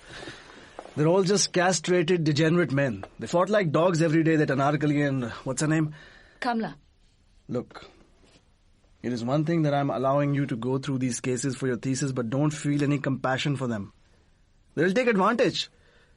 Keep your soft heart for me. Come here. What is the evidence against Anarkali? Come here. Uma, I really love you. You know that? Yes. Uma, open your eyes. Case 7. A brief note on the popular myths on the origin of the Hijras will be in order before looking at the class gender-based power implications. The term Hijra, of course, is of Urdu origin, a combination of Hindi, Persian and Arabic, literally meaning neither male nor female. Another legend traces their ancestry to the Ramayana. The legend has it that God Rama was in the forest to cross the river and go into exile. All the people of the city wanted to follow him. He said, "Men and women, turn back." Some of his male followers did not know what to do. They could not disobey him. So, they sacrificed their masculinity to become neither men nor women and followed him into the forest. Rama was pleased with their devotion and blessed them. There are transsexuals all over the world, and India is no exception. The purpose of this case study is to show their position in society. Perceived as the lowest of the low, they yearn for family and love. The two events in mainstream Hindu culture where their presence is acceptable, marriage and birth, ironically, are the very same privileges denied to them by man and nature. Not for them, the 7 rounds witnessed by the fire god, eternally binding man and woman in matrimony, or the blessings of, may you be the mother of 100 sons. We make our relations with our eyes, with our love. I look at him, he looks at me, and he is my brother. I look at you, you look at me. We are mother and daughter. Oh, brother, give me a cigarette now. Shut up and don't call me brother. Just one now. I will do anything for you, brother. Give now. Who would want to? I don't smoke. Oh, if you had a beautiful sister, you would give her a cigarette for a little. Just because madam is here? You don't love your sister then, Mr. Police Officer? Just talk to madam and then I will see to you. I don't want to talk to madam. I want a cigarette. I will give you cigarette, Queen of England. Yeah, wait. I want a cigarette now. I think there are some here. My husband must be keeping his gold flakes here somewhere. Here. One for the night? One for the morning? No, keep the whole pack. Madam! Oh. Matches? Matches? What will sir say? Nothing. You will replace the pack. If sir finds out... How will he know? Unless you tell him. And if you do, I'll just tell him I caught you stealing his cigarettes. Madam! Here. Buy a pack for sir and one for yourself. Madam? Quickly, before sir comes back. Quickly, go on. Yes, sir. Go on. So, you really are the wife of the superintendent? Yes. I teach at Bangalore University. Oh.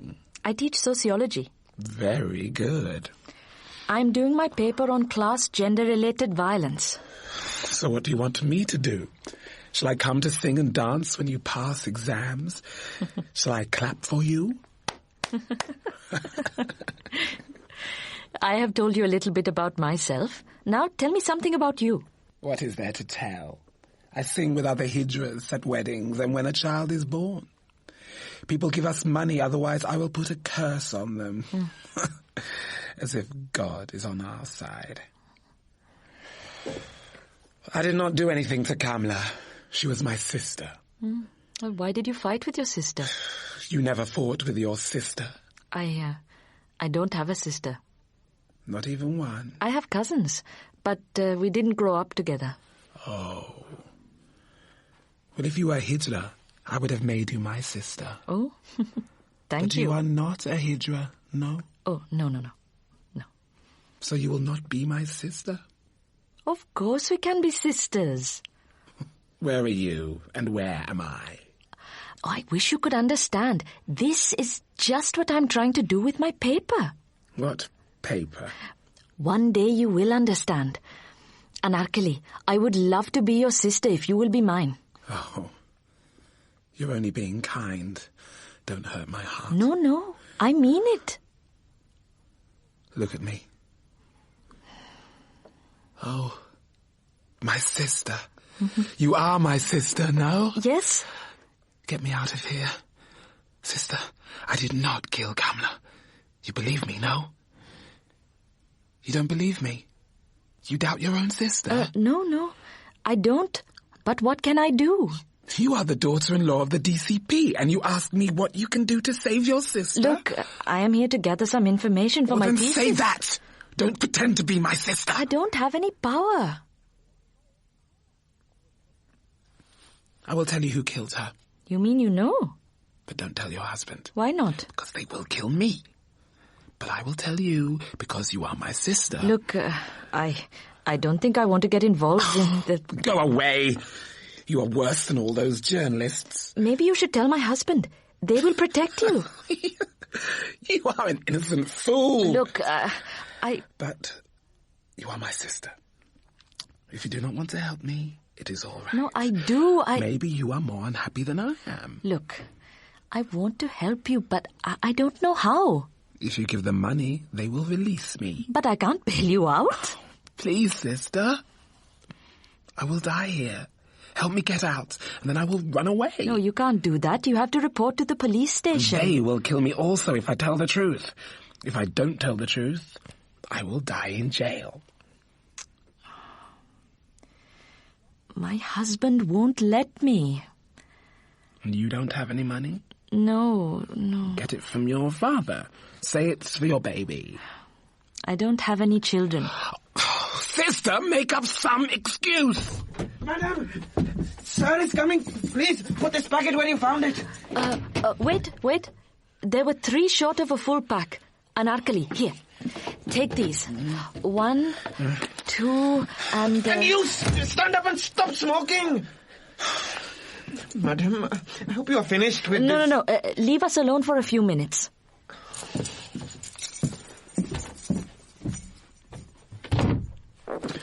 Give me 100 rupees, sister, quickly. Oh, you will help me go away? Here, this is all the money I have. Even if I wanted to, I couldn't explain to my husband why I'm paying for your bail. Go to Shampa. Go behind Russell Market in Shivajinagar and ask for the Hijra Shampa and give her this money. Anarkali, if you loved your sister Kamla, why did you scar her face with a butcher's knife? I would do it to you also if it would save your life. What do you mean? She was beautiful. She was very beautiful. That is why Salim's wife put fire to her beautiful skin and burned her to the other world. Salam, Saab. I hope this thing didn't give you any trouble. No. She's very well behaved. Are you through with it? Yes, I am for now. Take it away. Sir, come. Salam, Saab. Salam, men, Saab. Did you get what you want? Not really. You look tired. I'll have Munaswamy take you home. Yes, I am a bit tired. But if you don't mind, could you ask him to take me to my dad's home? Why not? It has been a long time. I hope that bud of a pomegranate didn't frighten you. What did it tell you? Oh, she's a real liar, as you said. The usual stuff, hard luck stories. That is the sort of crap that finds its way into your academic papers. Well, mine is going to be different.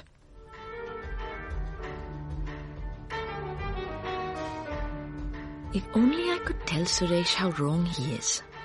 About many things. But he loves me. I guess that matters. If I do help him out with this one case, it might even help him. Now, he mustn't know, though. He would disapprove. He will see it as interference. One day he will listen to me. He will have to. Until then, nobody seems to know anything about them. Neither do they.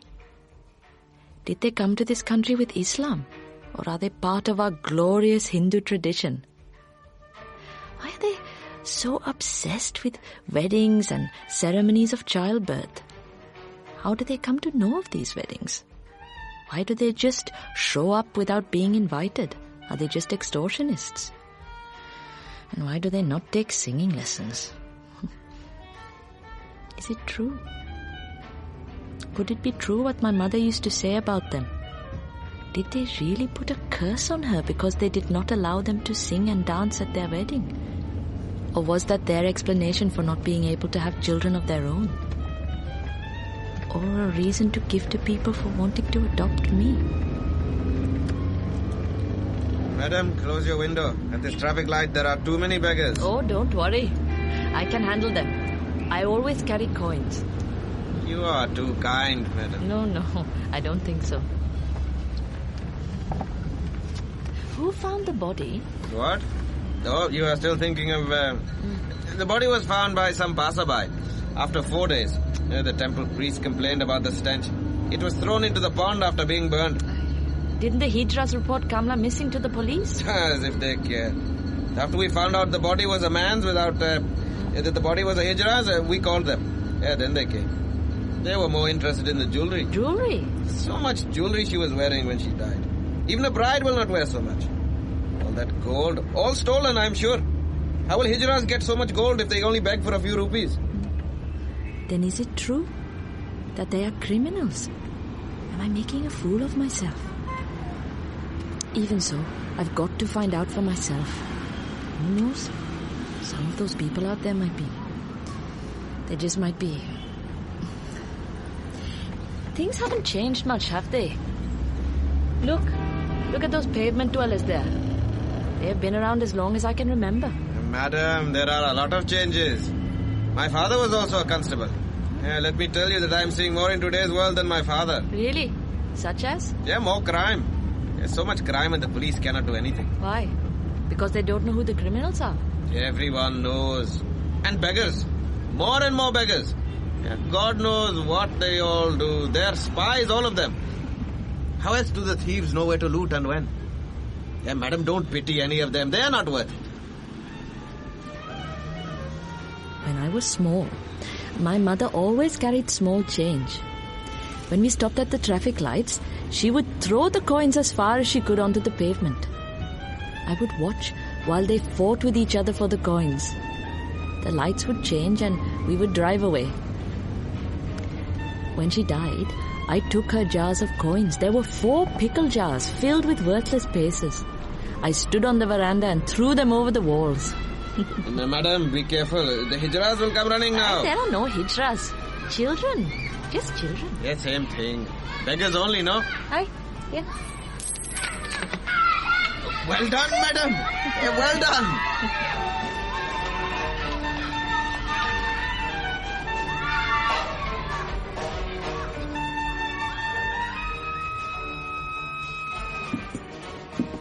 Mary says there's no one at home. What shall we do? Shall I take you to your house? Maybe my father's still at the university. I think I will wait here for him. Madam, I have received instructions to wait for you and take you back. Your father-in-law is expecting some guests. Let me call to see if he has left. Would you like an ice cream? Go into the kitchen and ask the maid for some. No, it is okay. Could you put me through to the Vice-Chancellor's office? Yeah, this is his daughter, Uma Rao. Tell him it's urgent. Try the ice cream, it's really good. No, it's okay. Why don't you get some for me? In there, almond and pistachio. Just tell Mary. Okay. Hello, Dad? How are you? Yeah, at home. You're home. Things are fine. Don't worry. I was just passing by and Oh, no in particular. I have Suresh's car and one of his constables, so I thought I might drop in and surprise you. How are you? Oh, I hope you're taking your medication. I wish I could come back and live here with you. Yeah, I just might. Well, you told me to do exactly what I want to do, and one day I just might. Yeah, he's doing well. I did go. There's nothing wrong with me. He needs to go for a checkup. In many ways, I'm quite glad. I don't know if I want any. I don't know. Look, I have to get back. I was wondering, could I borrow some cash from you? Suresh is busy right now and I don't want to disturb my father-in-law for these things. Yeah, good question. About 50,000. It's to buy a present for Mr. Sharma's son's wedding. Subramanyam. Subbu. You do remember him, don't you? I just thought it might be a good idea to buy him something different. No, I haven't decided yet. Since I'm free now, I thought I will go to the old bazaar and get it over with. Can I have it right away? No, I know where you keep the key. Madam, your ice cream. Thank you. No, I better rush. Bye. It's very nice. Mary gave me a little bit to taste. If you like it, you may have it. I will be right down. Just freshen up a little. Then we are leaving. Yes, but we won't be going home. Then where? Constable Munaswamy. Sir. I had a very, very long meeting with my father right now. Understand? Yes, madam, but where are we going? You will know in good time. In the meantime, have your ice cream while I freshen up.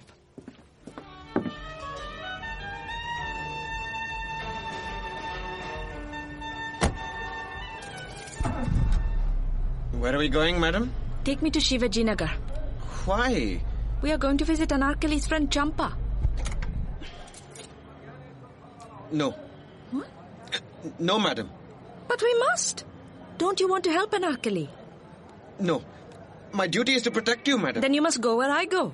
Yes, but... So, what are we waiting for? Hurry up, I have to be back home soon. I don't know what sir will say. Who is going to tell him? You? It is my duty, madam. If he finds out, he will suspend me. Take off your cap. Right. Now you are not on duty. Let's go. No, madam. Very well. I will go on my own.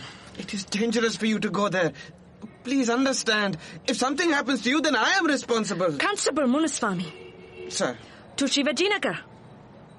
Madam, I will take you to your residence. Those are my orders. You will take the car to my residence. Madam, wait! Rickshaw! Please, madam. What will I say to sir? Get your car out of the way. You are blocking the traffic. Shivajinagar driver. And make it quick. Hey, get away, you beggars. If you touch the car, I'll put you in jail. Oh, madam. What can I do?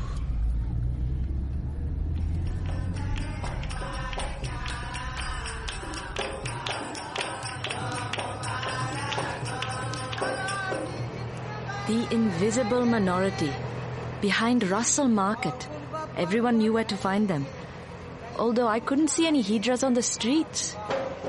They only come out in groups and make their presence felt by their peculiar loud hand clap. The clap is presumed to be a crude symbol of the sexual act. Come in. Namaskar. Sit down. Oh, thank you. So, you are Madame Champa.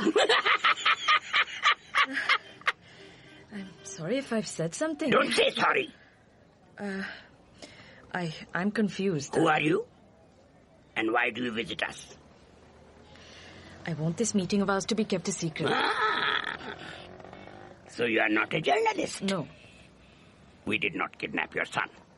Ramu came to us of his own free will. If you want, you can take your son away. I don't have any children. Oh, poor woman. How did you come to know about us? Did the police send you? No. Anarkali sent me. Anarkali? Huh? But she is not in town. I know where she is. I met her there. Oh, so you are a social worker. Say that. Yes, I am a social worker. Please excuse me, madam. I did not know that. You see us also as a part of society, huh? Of course. I mean, you are. Good. But don't do any good work for that bitch, Anarkali. Oh? She deserves to be where she is. I hope she dies. Why? I am the head Hijra, and I will decide who the head will be after me. Anarkali will never be the head. I will burn this place down before she sits here. Oh. But first, you tell me, why are you here? Well, just to let you know that Anarkali is well, and I hope she will be released shortly. You are hiding something from me. No. Why should I? What is in that bag? Why? Why do you ask? Why are you holding it so tightly? I didn't notice that I was. There. You have a lot of money in that? Yes, but... Are you mad? Hold the bag tightly. You should not bring so much money into such places. I thought it would be safe. You said Anarkali sent you? Yes. Why? Actually, she said you would help her, but... Of course I will help her.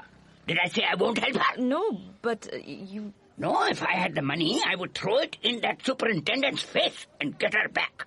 Sons of whores, all of them. Oh. I know I said she should die in jail.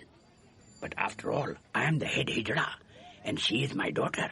Yes. Yes, then I guess... Well, have you brought money for her bail? Yes.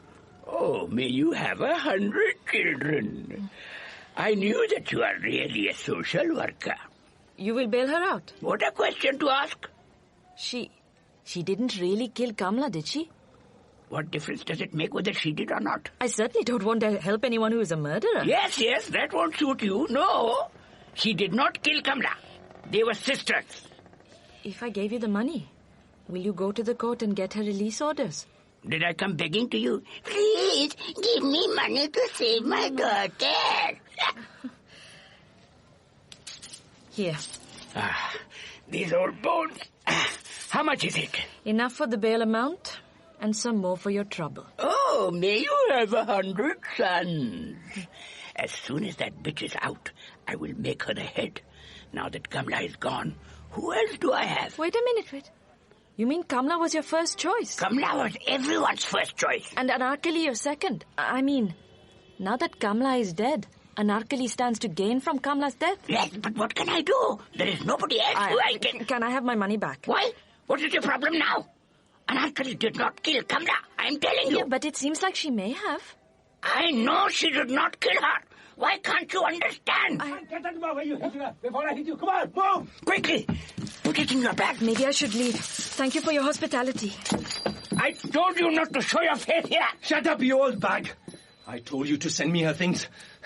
Where is the trunk? Quiet, you fool! I have a guest here. A Mem Saab. Madam, this is Salim. Do salam to madam.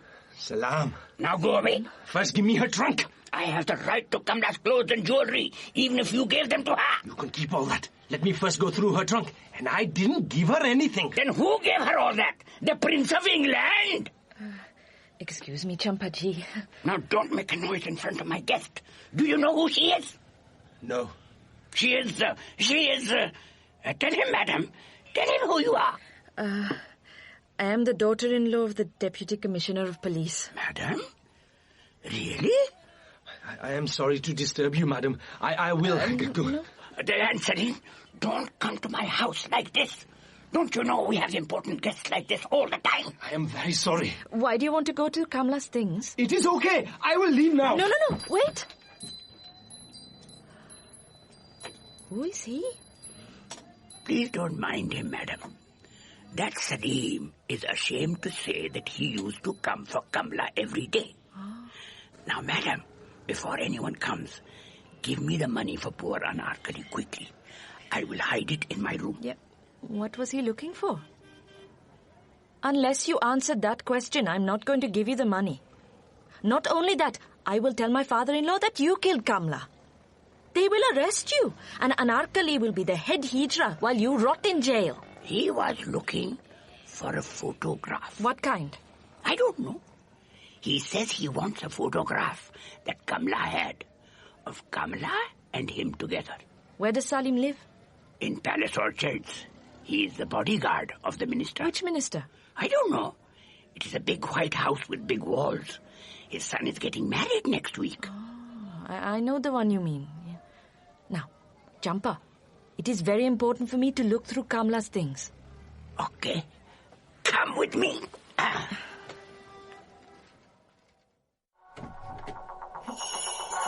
You didn't tell me about this gold brace. Hey! Who gave you that? Get out! Get out!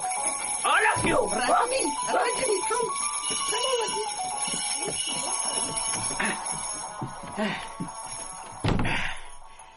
This is her trunk.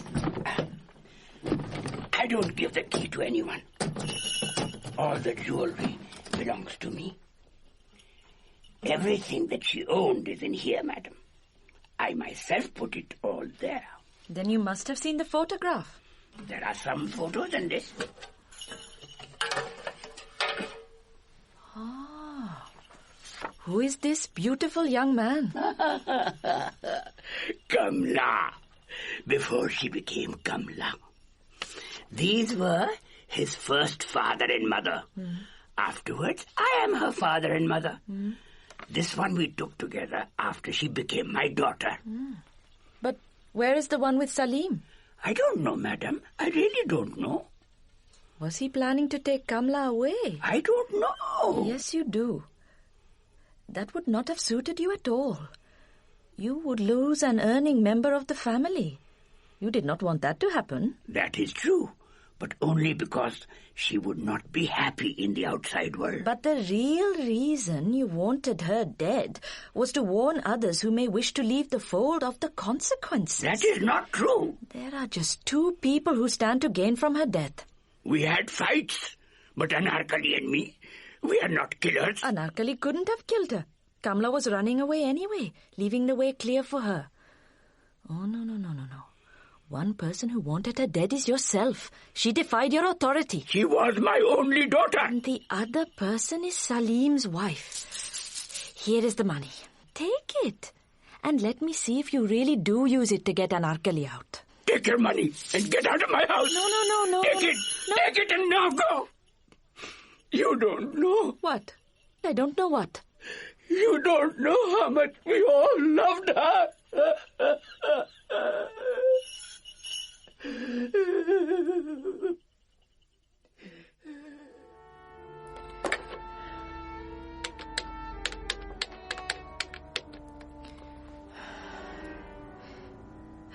Professor, this is Uma Rao. Do you have some time to discuss my paper? Well, I will be brief. I am wondering whether I could leave out the case study on the Hijras. Yeah, well, it all seems a little too sordid, and I find it more and more difficult to do a thorough research. Yeah, I know there is very little written about them, and now I understand why. But there is no way I can win their trust. Well, maybe there is, but I don't know. Well, how important is it? Oh, I guess I will have to. If my family throws me out, I hope that doctorate will come in handy.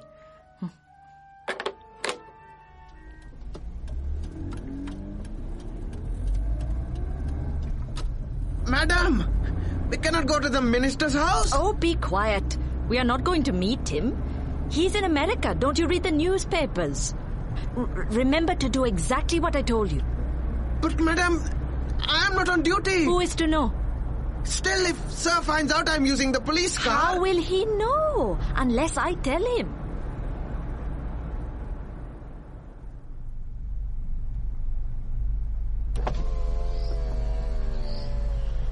Hey, watchman, open the gates. We are here on official work at the servants' quarters.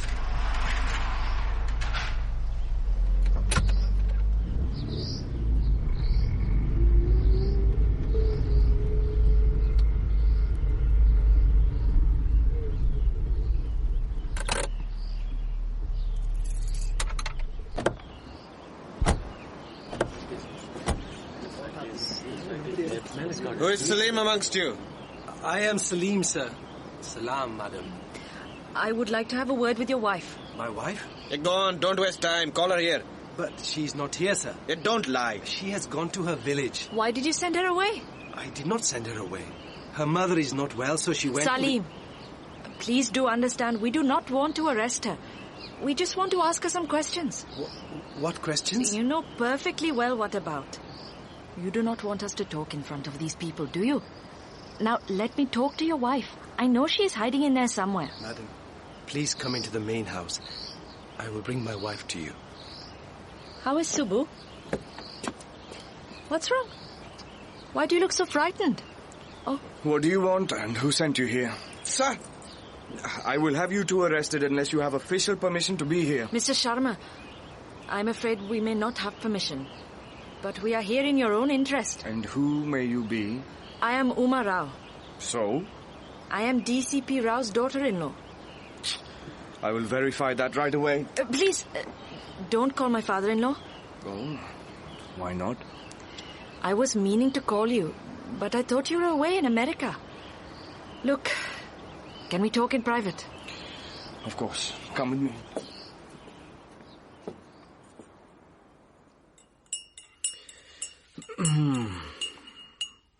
So, you're doing all this for your thesis?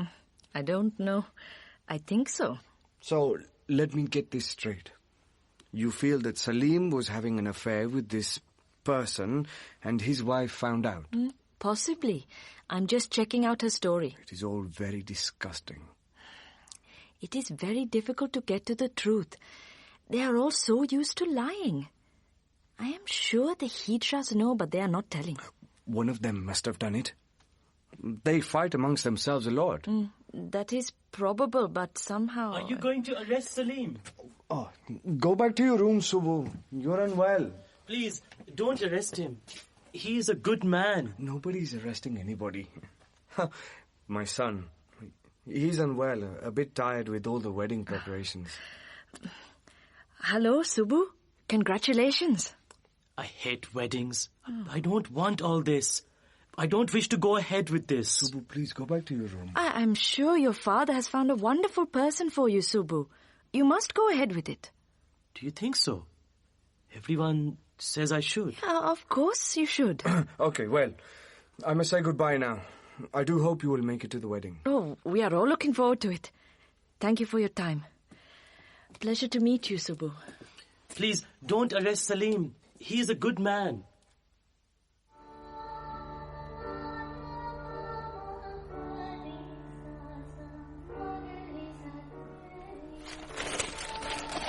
Some more tea?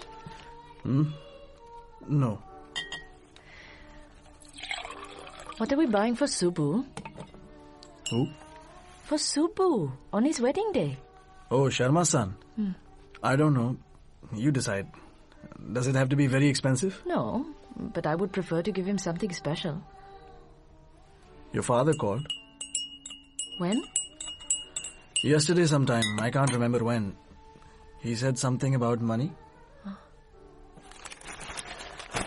Why do you need so much money? I don't. It's for something else. I have it all with me right here in my bag. See? I was a bit concerned about Subbu's wedding present. After all, my father knows the Sharmas quite well, and so do you and your parents. So, I thought they might appreciate a Persian rug. Fine, buy whatever you think is best.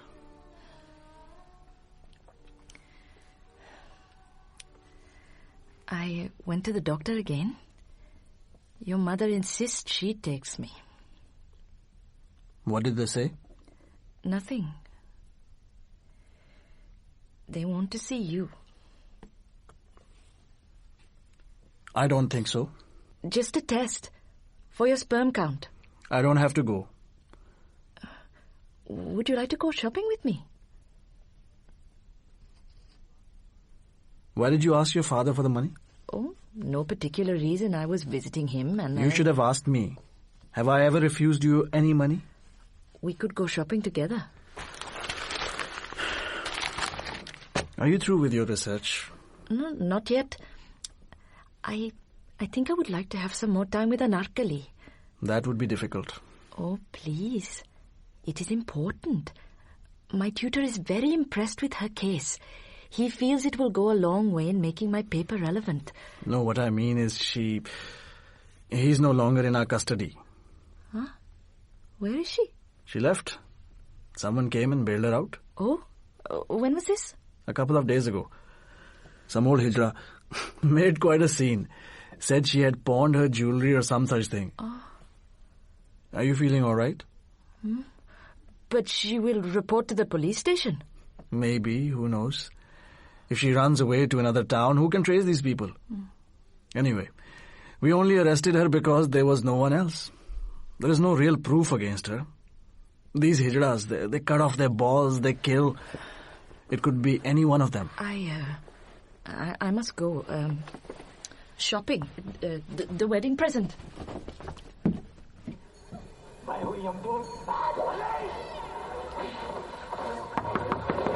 Jumper!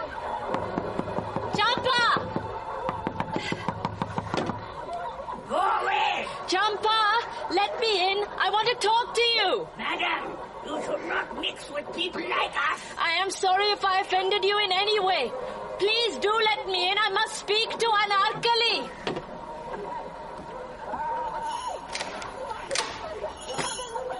What do you want now?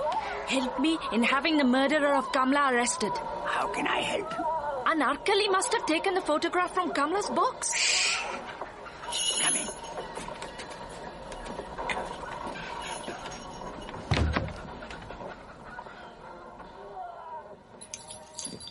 She was the only one close to Kamla. If you don't have it, then... What use is the photograph? If Salim wants it so badly, it must be important. Listen to me, madam. Forget it. No.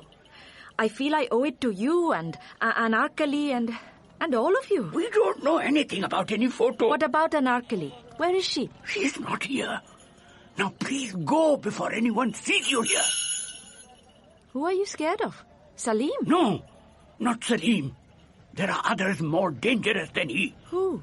I don't know. You do, but you don't trust me. Not even your father-in-law can put them in jail. Please, let me speak with Anarkali. You want to meet Anarkali? All right, come inside, come.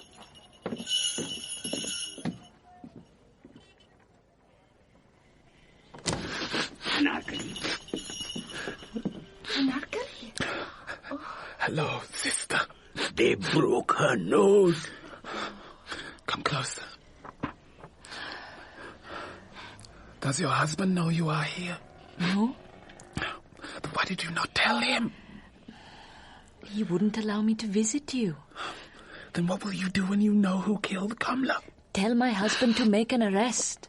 Oh, one Hijra less in this world does not matter to your husband. Trust me and tell me, who is it?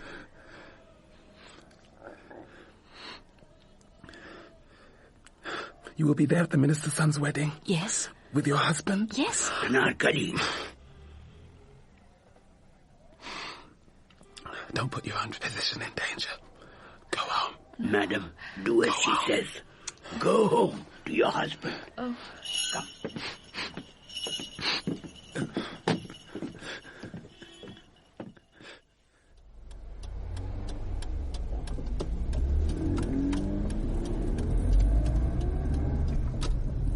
You look good.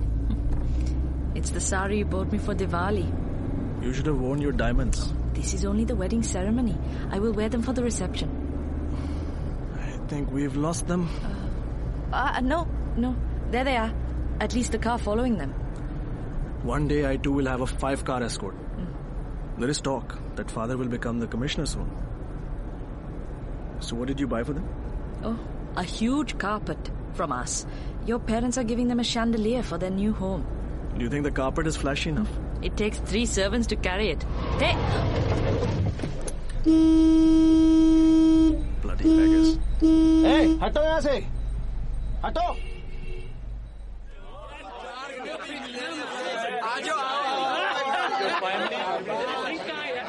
Who was that waving to you?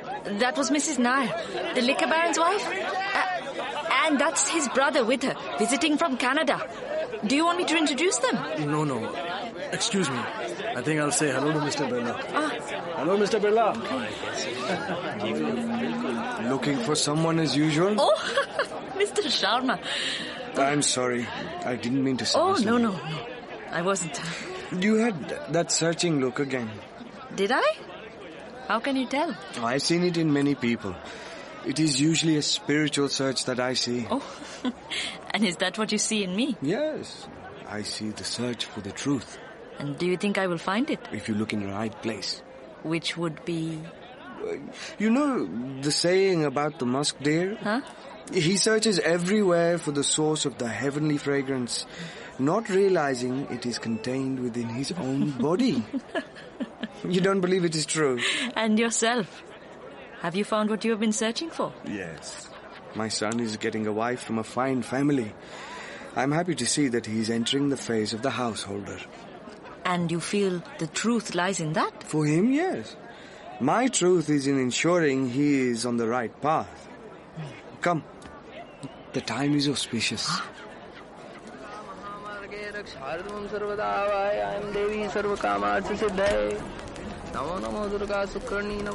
Don't they look fine together? This is the happiest moment for any parent, watching their child perform the rites. They walk 7 times around the sacred fire, and one important duty is done. Madam, you should not be seen here, near the servants' quarters. I want to meet your wife. Where is she? She does not know anything about what you want to know. Salim, you brought Kamla here night after night. Surely she must know. Go back to the wedding. Please. Eh? What are you doing here?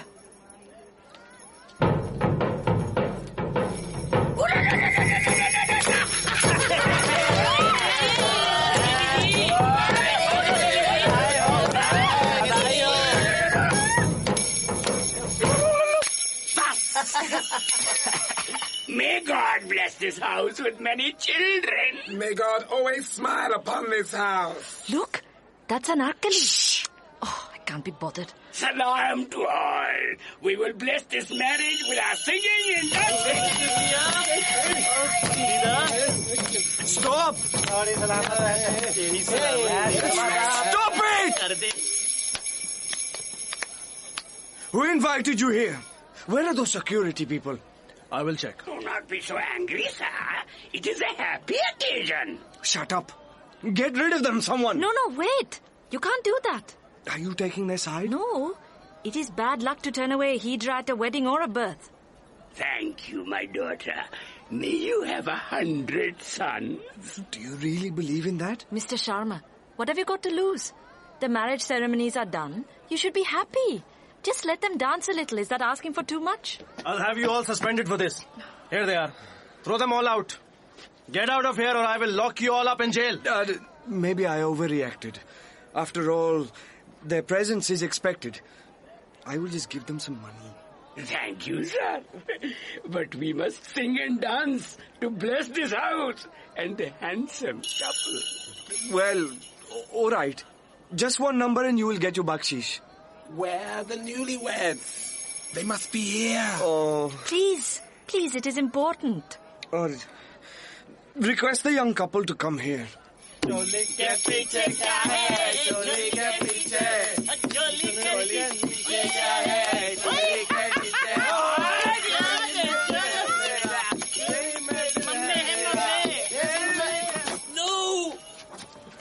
Subbu! Stay away. Subbu, no! You keep out of this. Subbu, give it back to me. Give me the gun. I'm leaving you all. You can't keep me away from Kamla. Subbu, forget what I said. Please, let us talk. Son, please put that gun down. Let us talk. No. It was a mistake. I'm sorry, son. Salim. Subbu, I'm sorry. I did not know. Sir, please. Salim, I trusted you. You promised. Subbu, I have a gift for you. You stay away from him. It's okay, Salim. Anything, just... See, Subbu? What is it? A photograph. Take it. These people cannot take this away from you. Give that to me. No. It's mine. Only I shall have it. Give it to me. Give it to him. Take it, my son. Now, give me the gun. Stay away. Move back. You killed her. And now you have 2 deaths to answer for. No! Subbu!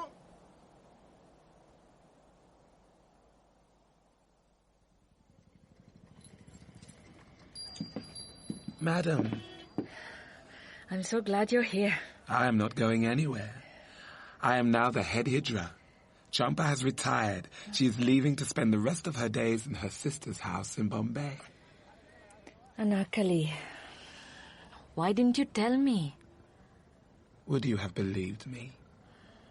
Anyway, what is the use of all that? What does it matter who killed Kamla? She is dead. So many times I warned her. First I thought Salim was taking her for his own pleasure.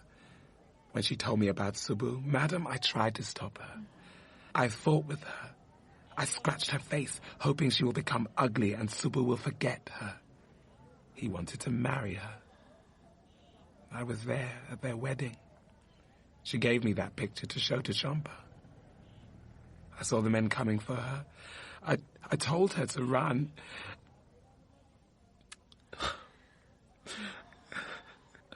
Here, madam. Take this. What is it? A special mantra is in the locket. Champa gave me this for you. Wear it, and you will be blessed with children. Sister, may you and your family be happy. Now go away, and do not come here again. Please go. The photograph was what Mr. Sharma was after.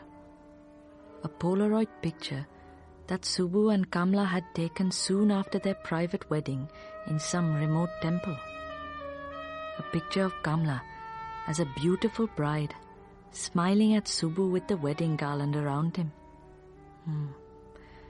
The Pujari probably didn't know that Kamla was not a woman. Of course, Mr. Sharma couldn't have it. Totally unacceptable. So, he arranged to have Kamla burned to death. But Salim had to tell him about the picture. Mr. Sharma simply had to have that picture. He sent Salim to threaten Anarkali and Champa. He did get the picture eventually, after losing his son. What a price to pay. And now he will be arrested and tried for murder. What makes you think that? He's guilty. You heard him confess. He wasn't well, he was under shock. But he spoke the truth. They knew. Anarkali, Champa and all the Hijra people knew who was behind Kamla's killing. They have no voice.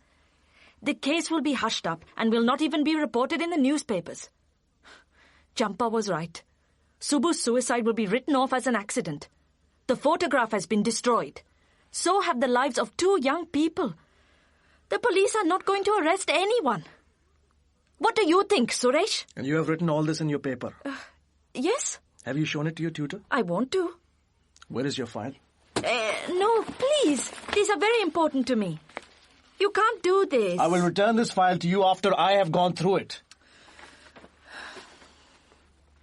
You do want me to get that promotion, don't you? Sir, that is the truth.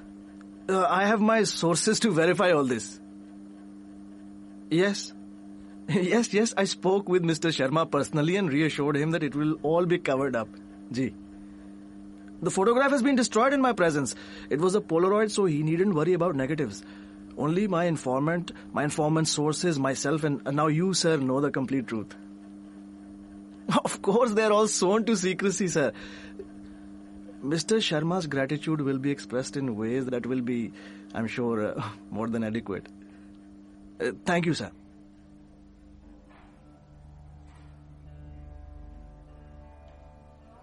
Hello?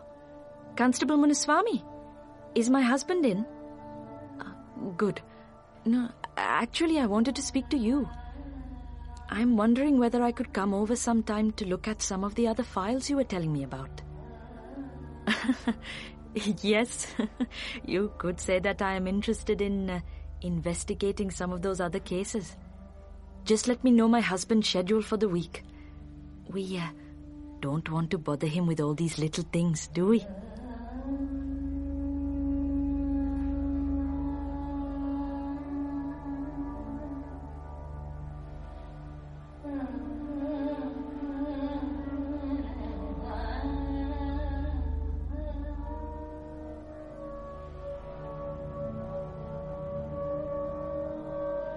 In 7 circles around the fire, Priyanga Elan was Umar Rao, Rehan Sheikh, Suresh Rao, and Shiv Giriwal, Constable Munswamy. Saeed Jaffrey was Champa, and Ricky Beadle Blair, Anarkali. Salim was played by Amajit Dew, Mr. Sharma by Nitin Chandra Ganatra, and Subbu Sharma by Ajay Chabra. 7 Circles Around the Fire was written by Mahesh Dattani and directed by Jeremy Mortimer.